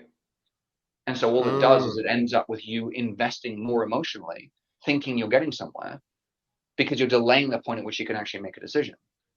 Whereas when you're being direct, you're coming from the place of, hey, this is a romantic interaction, and I have like desire and interest in you. And then only if she goes, definitely would never fuck you. You go, cool, thanks for letting me know, and not wasting my time emotionally investing in somebody that wouldn't be interested. So now I can go and find, all right, you're one of the 90 whatever percent. Cool. Now I'm going to go find somebody else. And so Right. I only continue, and we only doing any of this stuff on the basis of we're doing this stuff on the basis of we are both attracted to each other. We both would fuck each other. Now we want to find out more. And that's such a key distinction, because when I look back at it, the 3 years of mystery method was me just prolonging the start of interactions. I was still so scared of being rejected that I just do a lot of stuff and say a lot of things, make a lot of jokes, and be able to entertaining for like 30 minutes. But then at a certain point, it was just like, oh, well, nice meeting you, bye. And nothing would actually come of it because I was too fucking scared to just admit, because of that, like we both had similar childhood experiences, because I was so terrified of actually expressing the fact that by the way, I find you attractive. Like, Right. And so by starting on that basis first, again, like the very worst thing is you get a very quick, very polite no thank you. And don't waste your time and don't waste your emotional energy. And then you're only expending time and energy getting to know somebody when it's on the basis of we're going to be fucking. It's just a question of when. Right. You both know that's the agenda. Like I found for me, like when I would go on first dates, if I was having a good time at some point during the date, I would just be like I like you. Like you're fun. Like I'm just getting out of the way. Based on this interaction, I'm already liking you at some level. It's not at like the girlfriend level yet, but I need you to know that I'm liking enough to I want this to continue, versus like overs me. Like I'm gonna wait till date 3 to maybe try to kiss her and maybe try to hold her hand. And it's just like, but by that time they've already gone through the process. Like this guy just sees me as like a friend maybe, or is not interested. So my brain's now kind of getting out of this and you're still in it. It's interesting when you're more upfront. Yeah. That's the biggest thing on dates is like guys will wait. They'll be like, oh, I don't want to, do too early. I don't want to do too much. I need to wait for this right time. So they wait all the way through and they do, date 1, they haven't kissed her, and they do date 2 and they're still not, they're like, oh, I'm waiting for the right time. And what's happening on the girl side is she's like, is this guy gay? Like, does he actually like me? Do I not look right? She's starting to question everything. And the thing about women is like, anything that potentially might be awkward in the future, they will do everything to avoid it, like at all. And the possibility of, right? This is an amazing, crazy thing about like most women. They will literally be like, I'm having feelings for this guy, and it's going well. But I could see he might break my heart in the future. So you know what? I should break up with him now. It's like, why don't you fucking just enjoy the time? Like, why don't you just enjoy the time that you have for what it is? And then if that happens, deal with it instead of preemptively ending something great because something bad might happen. Like, what the fuck is wrong with you? But that's how women think, right? So as it's going to date 2 and you haven't made a move, she's going, oh, maybe he doesn't actually like me, or maybe he's gay and it might be awkward. So she'll be like, no date 3, even though everything else was cool, just because you just didn't fucking at least try. And that's why I experimented with the thing, and I thought it was really cool. I'm just like, I'll go in for a kiss at a stupid time as early as possible, because then at the very least, I'm showing my intent. I'm being clear with my intent. Right. And she can be like, oh, no, it's not the right time, whatever. That's cool. But now I've shown it, so there's no way she can think any of that. It's funny. The biggest thing that I've heard from women is they'll go on dates or they'll think to themselves, like, let's say we go on a second date and I'm having a good time or whatever, and I want to ask her on a third date. They'll start thinking, well, he's probably just asked me out because I'm just like a time filler, or he feels pity for me. And I try to explain to women, like, men aren't trying to spend their money, time, and effort on a woman that they're just trying to, like, for the most part, most guys aren't trying to just do that just to get some sex and just be out. Like, there's like, I'm spending all this money and time because I want to get with this person. And yet they'll still feel like, but it's just, he doesn't really like me. It must be something else. And I'm just like, I would never have that thought process as a guy, like, oh, this girl's going out with me just to appease me. Like, no, they'd reject me and say, they'd give me an excuse to not date me before they'd go on a date with me, like that they weren't really feeling, But it's interesting that they had that thought process. Yeah, no, and that's the thing. Like I think it's a huge thing for guys to just recognize. Like, you see a girl and she's like, whatever, she's so attractive, and you just assume on the basis of, oh, she's so attractive, like her life must be, she must be so great, she must have so, like, all these guys hitting on her, she must have so many options, like her whole life in general must be perfect, she must be so confident in herself, like all this stuff. And I'm just this lowly, like, whatever. And it's like, bro, like all the, like, whatever insecurities and like anxiety that you feel that you have, she has at times a million. Oh my God, yeah. She has at times a million. She has it way worse than you. And this is a big thing as well. I think especially these days, especially now, with sort of younger women of the younger generation who are in their, you know, like early 20s right now, like I would ascribe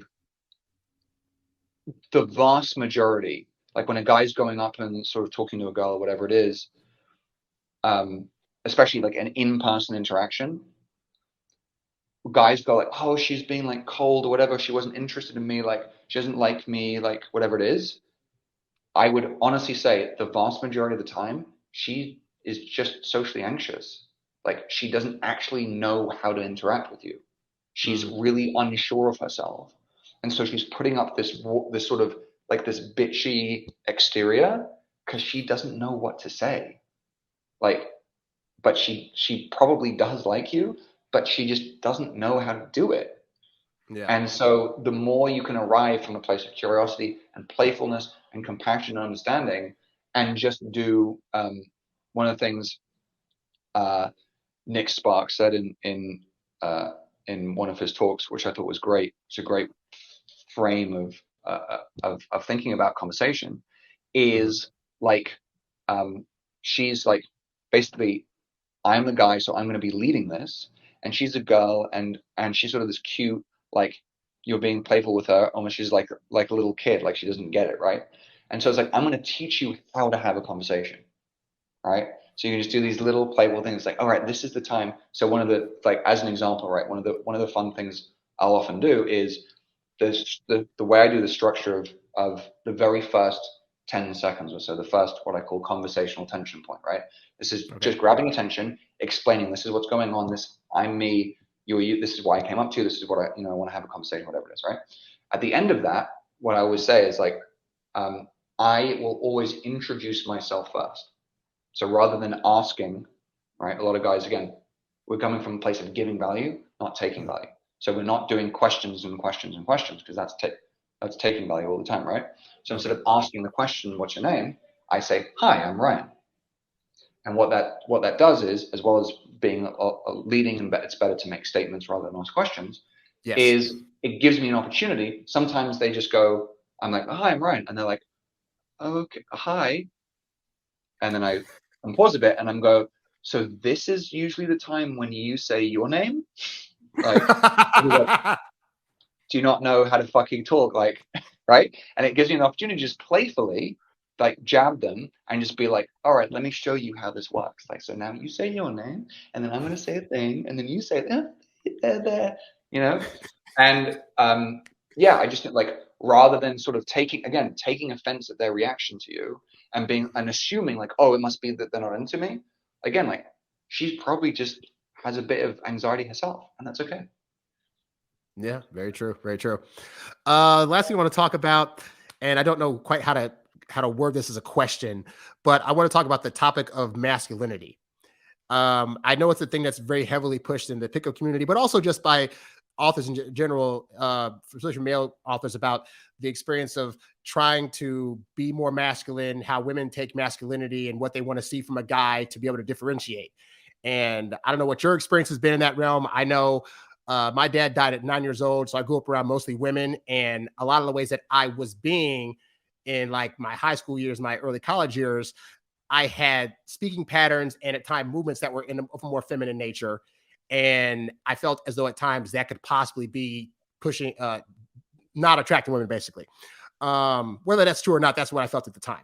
But like, so what is your viewpoint on masculinity and how like either nerdy guys or introverted guys should show up in a masculine state when talking to women, or if that matters at all or not? Yeah.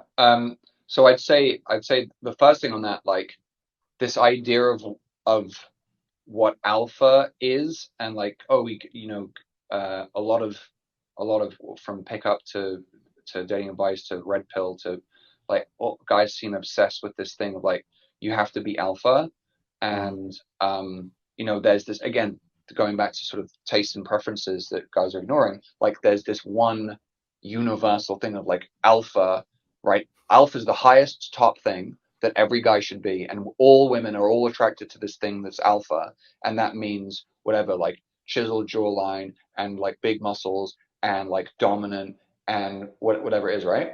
And it's like, okay, cool. I don't know if you've met the guy Russell Brand, but if you thought that you acted effeminate, take a look at him. He's not alpha at all, right? Because there's more than one type, more than one archetype of guy, right? And he's more what you might call the dandy or the rake in terms of archetypes, who's a very sort of flamboyant guy who's, by the way, very, very verbally direct, which is something that that the way that I teach. But he dresses sort of weird clothes, and he has this sort of like up here kind of like voice, and it's very, very. That's not alpha, but I know you've seen, he's dated a lot of and slept with a lot of very, very attractive women. So it's not about, and I think that guys do this where they put pressure on themselves to be like, oh, I have to somehow mold myself. I have to be this one alpha thing, and if I'm not that, then I'm lacking and I'm not good enough. It's like, again, I don't look anything like the classical sort of alpha guy, but I do all right with the type of woman who isn't particularly interested in that type, right? So my girlfriend likes white guys who are a little bit dorky or whatever, and who are athletic, and she has certain sort of a very defined type, and I fit into that pretty well. And it's not the classical sort of alpha thing, and so I don't think there's any requirement to be alpha. In fact, my preferred thing, what I know that I am, and what I think is a lot better, is Sigma, right? So the Sigma male, the alpha male, is someone who has risen to the top of the existing hierarchy in terms of that culture, right? Okay. And because they have skill in, or have achieved a certain level in the existing what sort of that culture of that society deems to be valuable, right? Okay. And like, more power to them. But what I like about the Sigma is the Sigma male is somebody who doesn't recognize the value ladder of existing society and chooses instead to kind of do their own thing.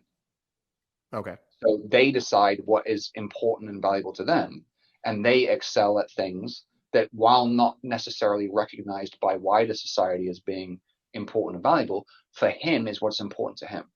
So he's basically the guy who's exiting the matrix and being like, I don't care what you guys think. I'm going to do what I think is important to me. And to me, that's hugely attractive in its own way. Right. And so I've never heard a woman say, you know what's so hot about that guy? How he just follows the rules. I just love how he just conforms to society. It's so awesome. I love how he wears his mask even in public. Right? That's not hot to me. Right. Right. So to me, there's something, and again, like what I think is the like a huge thing that goes into why the like sort of the my system and the method that I've gotten so much success from, and how other guys do, is very much like one of the attractive traits that you're developing and learning is the ability to go like, okay, yeah, there's like a social rule here, right? There's like a social rule. So for example, in New York, on the New York subway and in the London tube, there is an unspoken social rule. You don't turn to the people next to you and talk to them, right? Like you just don't. If you turn to somebody on the New York or the London tube and go, "Oh, hi, good morning," they'll look at you like, "The fuck is this weirdo?" Right? It's not done. I'm in California, but it's kind of the same way here too. Like the trains that we do have, it's like you ain't trying to talk to nobody. And so, but again, it's like, so I can recognize, okay, that's a social rule. But if the girl sitting next to me on the subway is fucking hot, I'm going to be like, noted, but this is what I want to do because this is conducive to what I think is important to me, which is meeting more hot women. So I'll be like, hey, and I'll have a way of doing it. And just by acknowledging and then breaking a social rule, that's already very attractive. Because again, like I think, a powerfully attractive trait is the ability to pursue your own goals despite what wider society or what other people might think. And so that's what I have to say on that. And I forget your fucking masculinity. So when it comes to like stuff around alpha, I don't think you don't need to, like, guys, you don't need to worry about being alpha. Like, that's not important. In terms of masculinity, what I think we've all seen over the last few decades is the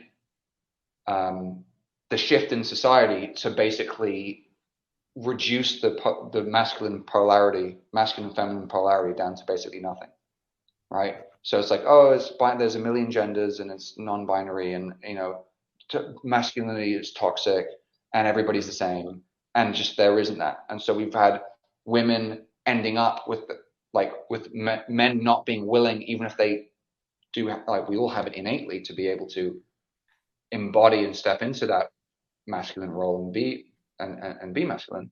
But with society and with so many women, this is Dr. Robert Glover makes a great point. Even if you have a household where you have a mother and a father, which I was very blessed to be able to have growing up, the man is mostly out of the house working anyway. And when you're mostly in school, where something like 80% of school teachers are women. Yep. So most boys for the last 100 years or so have grown up mostly with women as authority figures. And so this creates the nice guy problem of boys from a young age being educated to essentially be constantly rewarded for seeking validation and approval from women.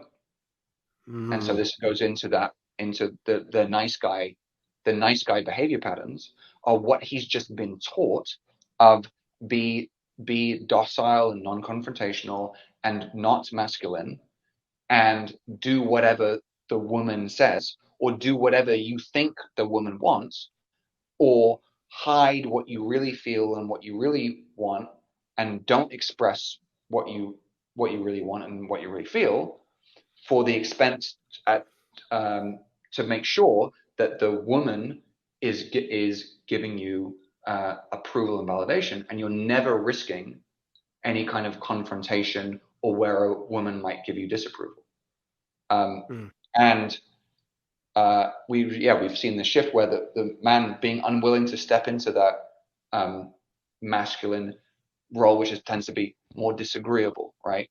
And going for what he wants and being more physical and leading, when the guy's told, like, oh, these behaviors are toxic and they're not, and they're wrong and they're not right and they're not rewarded for engaging in them in school, then they're not able to step into that role. And so what happens is the polarity gets to the point where then the woman has to start being more masculine to kind of balance it out. Right. And that's not a good thing. So with that, like, guys, I don't know if someone has a good definition of what toxic masculinity is, but whatever your masculinity is, it's not fucking toxic. Okay. It's not. It's not even fucking, like, we've gone the pendulum swung so far that, like, now that Gillette ad, it's like roughhousing at a barbecue is like toxic, fuck off. Like, fucking going up to her, oh, that girl's hot, I'm gonna go up to her. That's not fucking toxic, dude. Like all these things you've been told by society is like toxic or whatever, or this shame that you've been given to be like, oh, my sexual desire is wrong. It's not. It's okay to inhabit and be that be that masculine presence. And do you find part of your work then is trying to get men out of that frame of mind that them being masculine or taking the lead or being disagreeable is toxic, and how do you do that?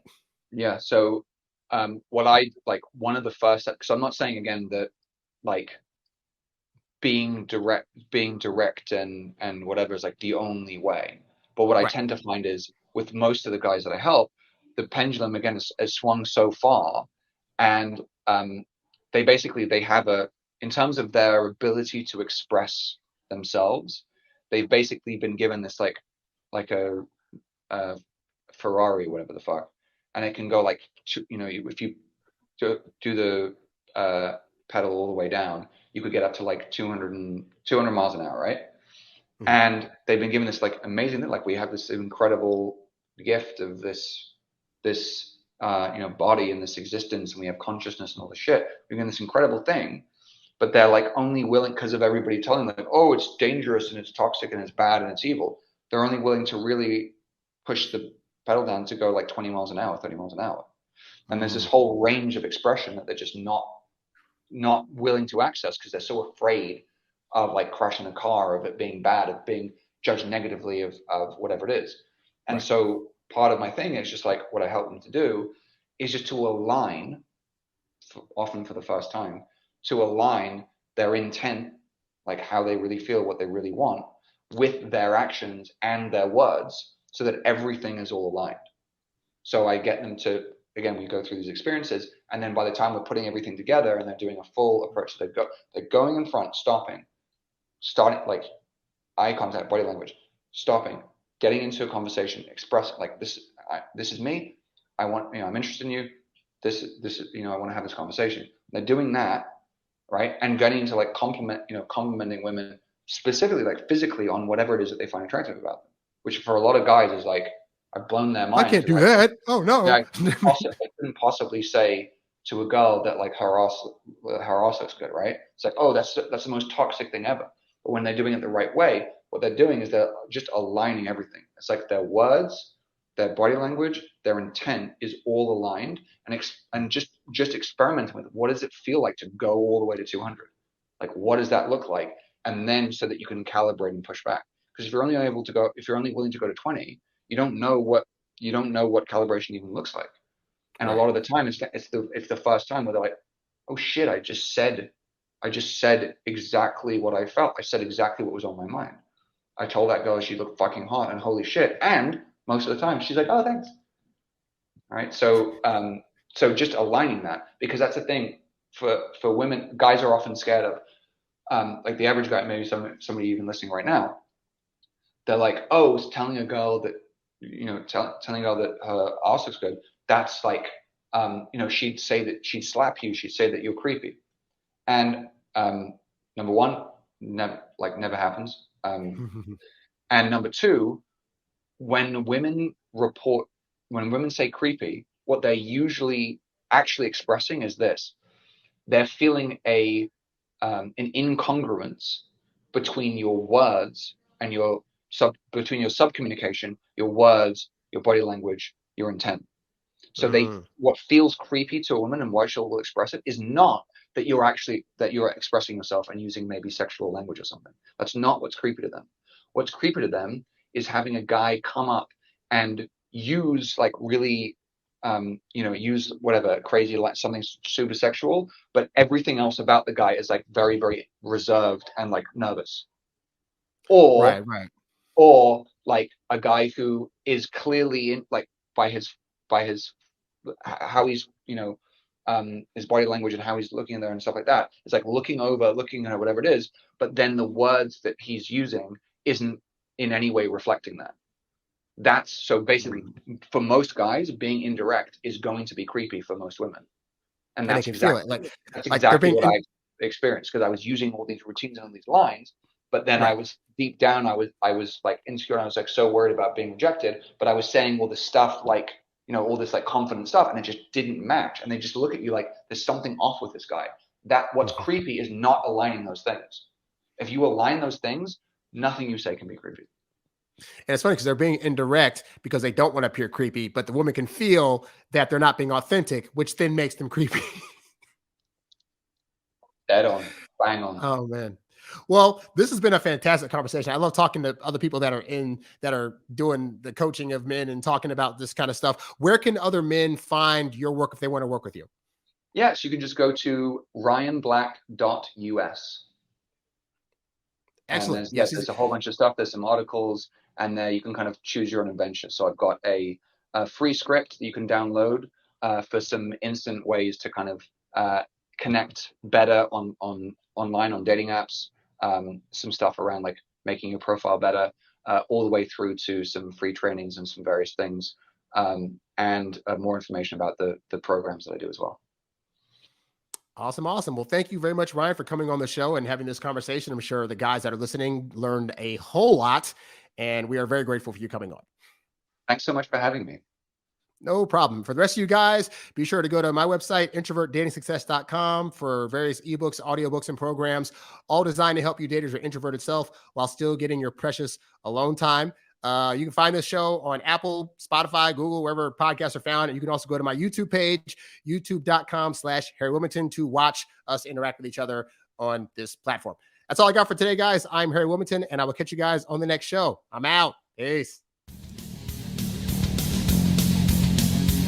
Thanks for listening to the Introvert Dating Success Podcast. Visit us at introvertdatingsuccess.com for more great tips on attracting women using your natural introvert charm. Oh,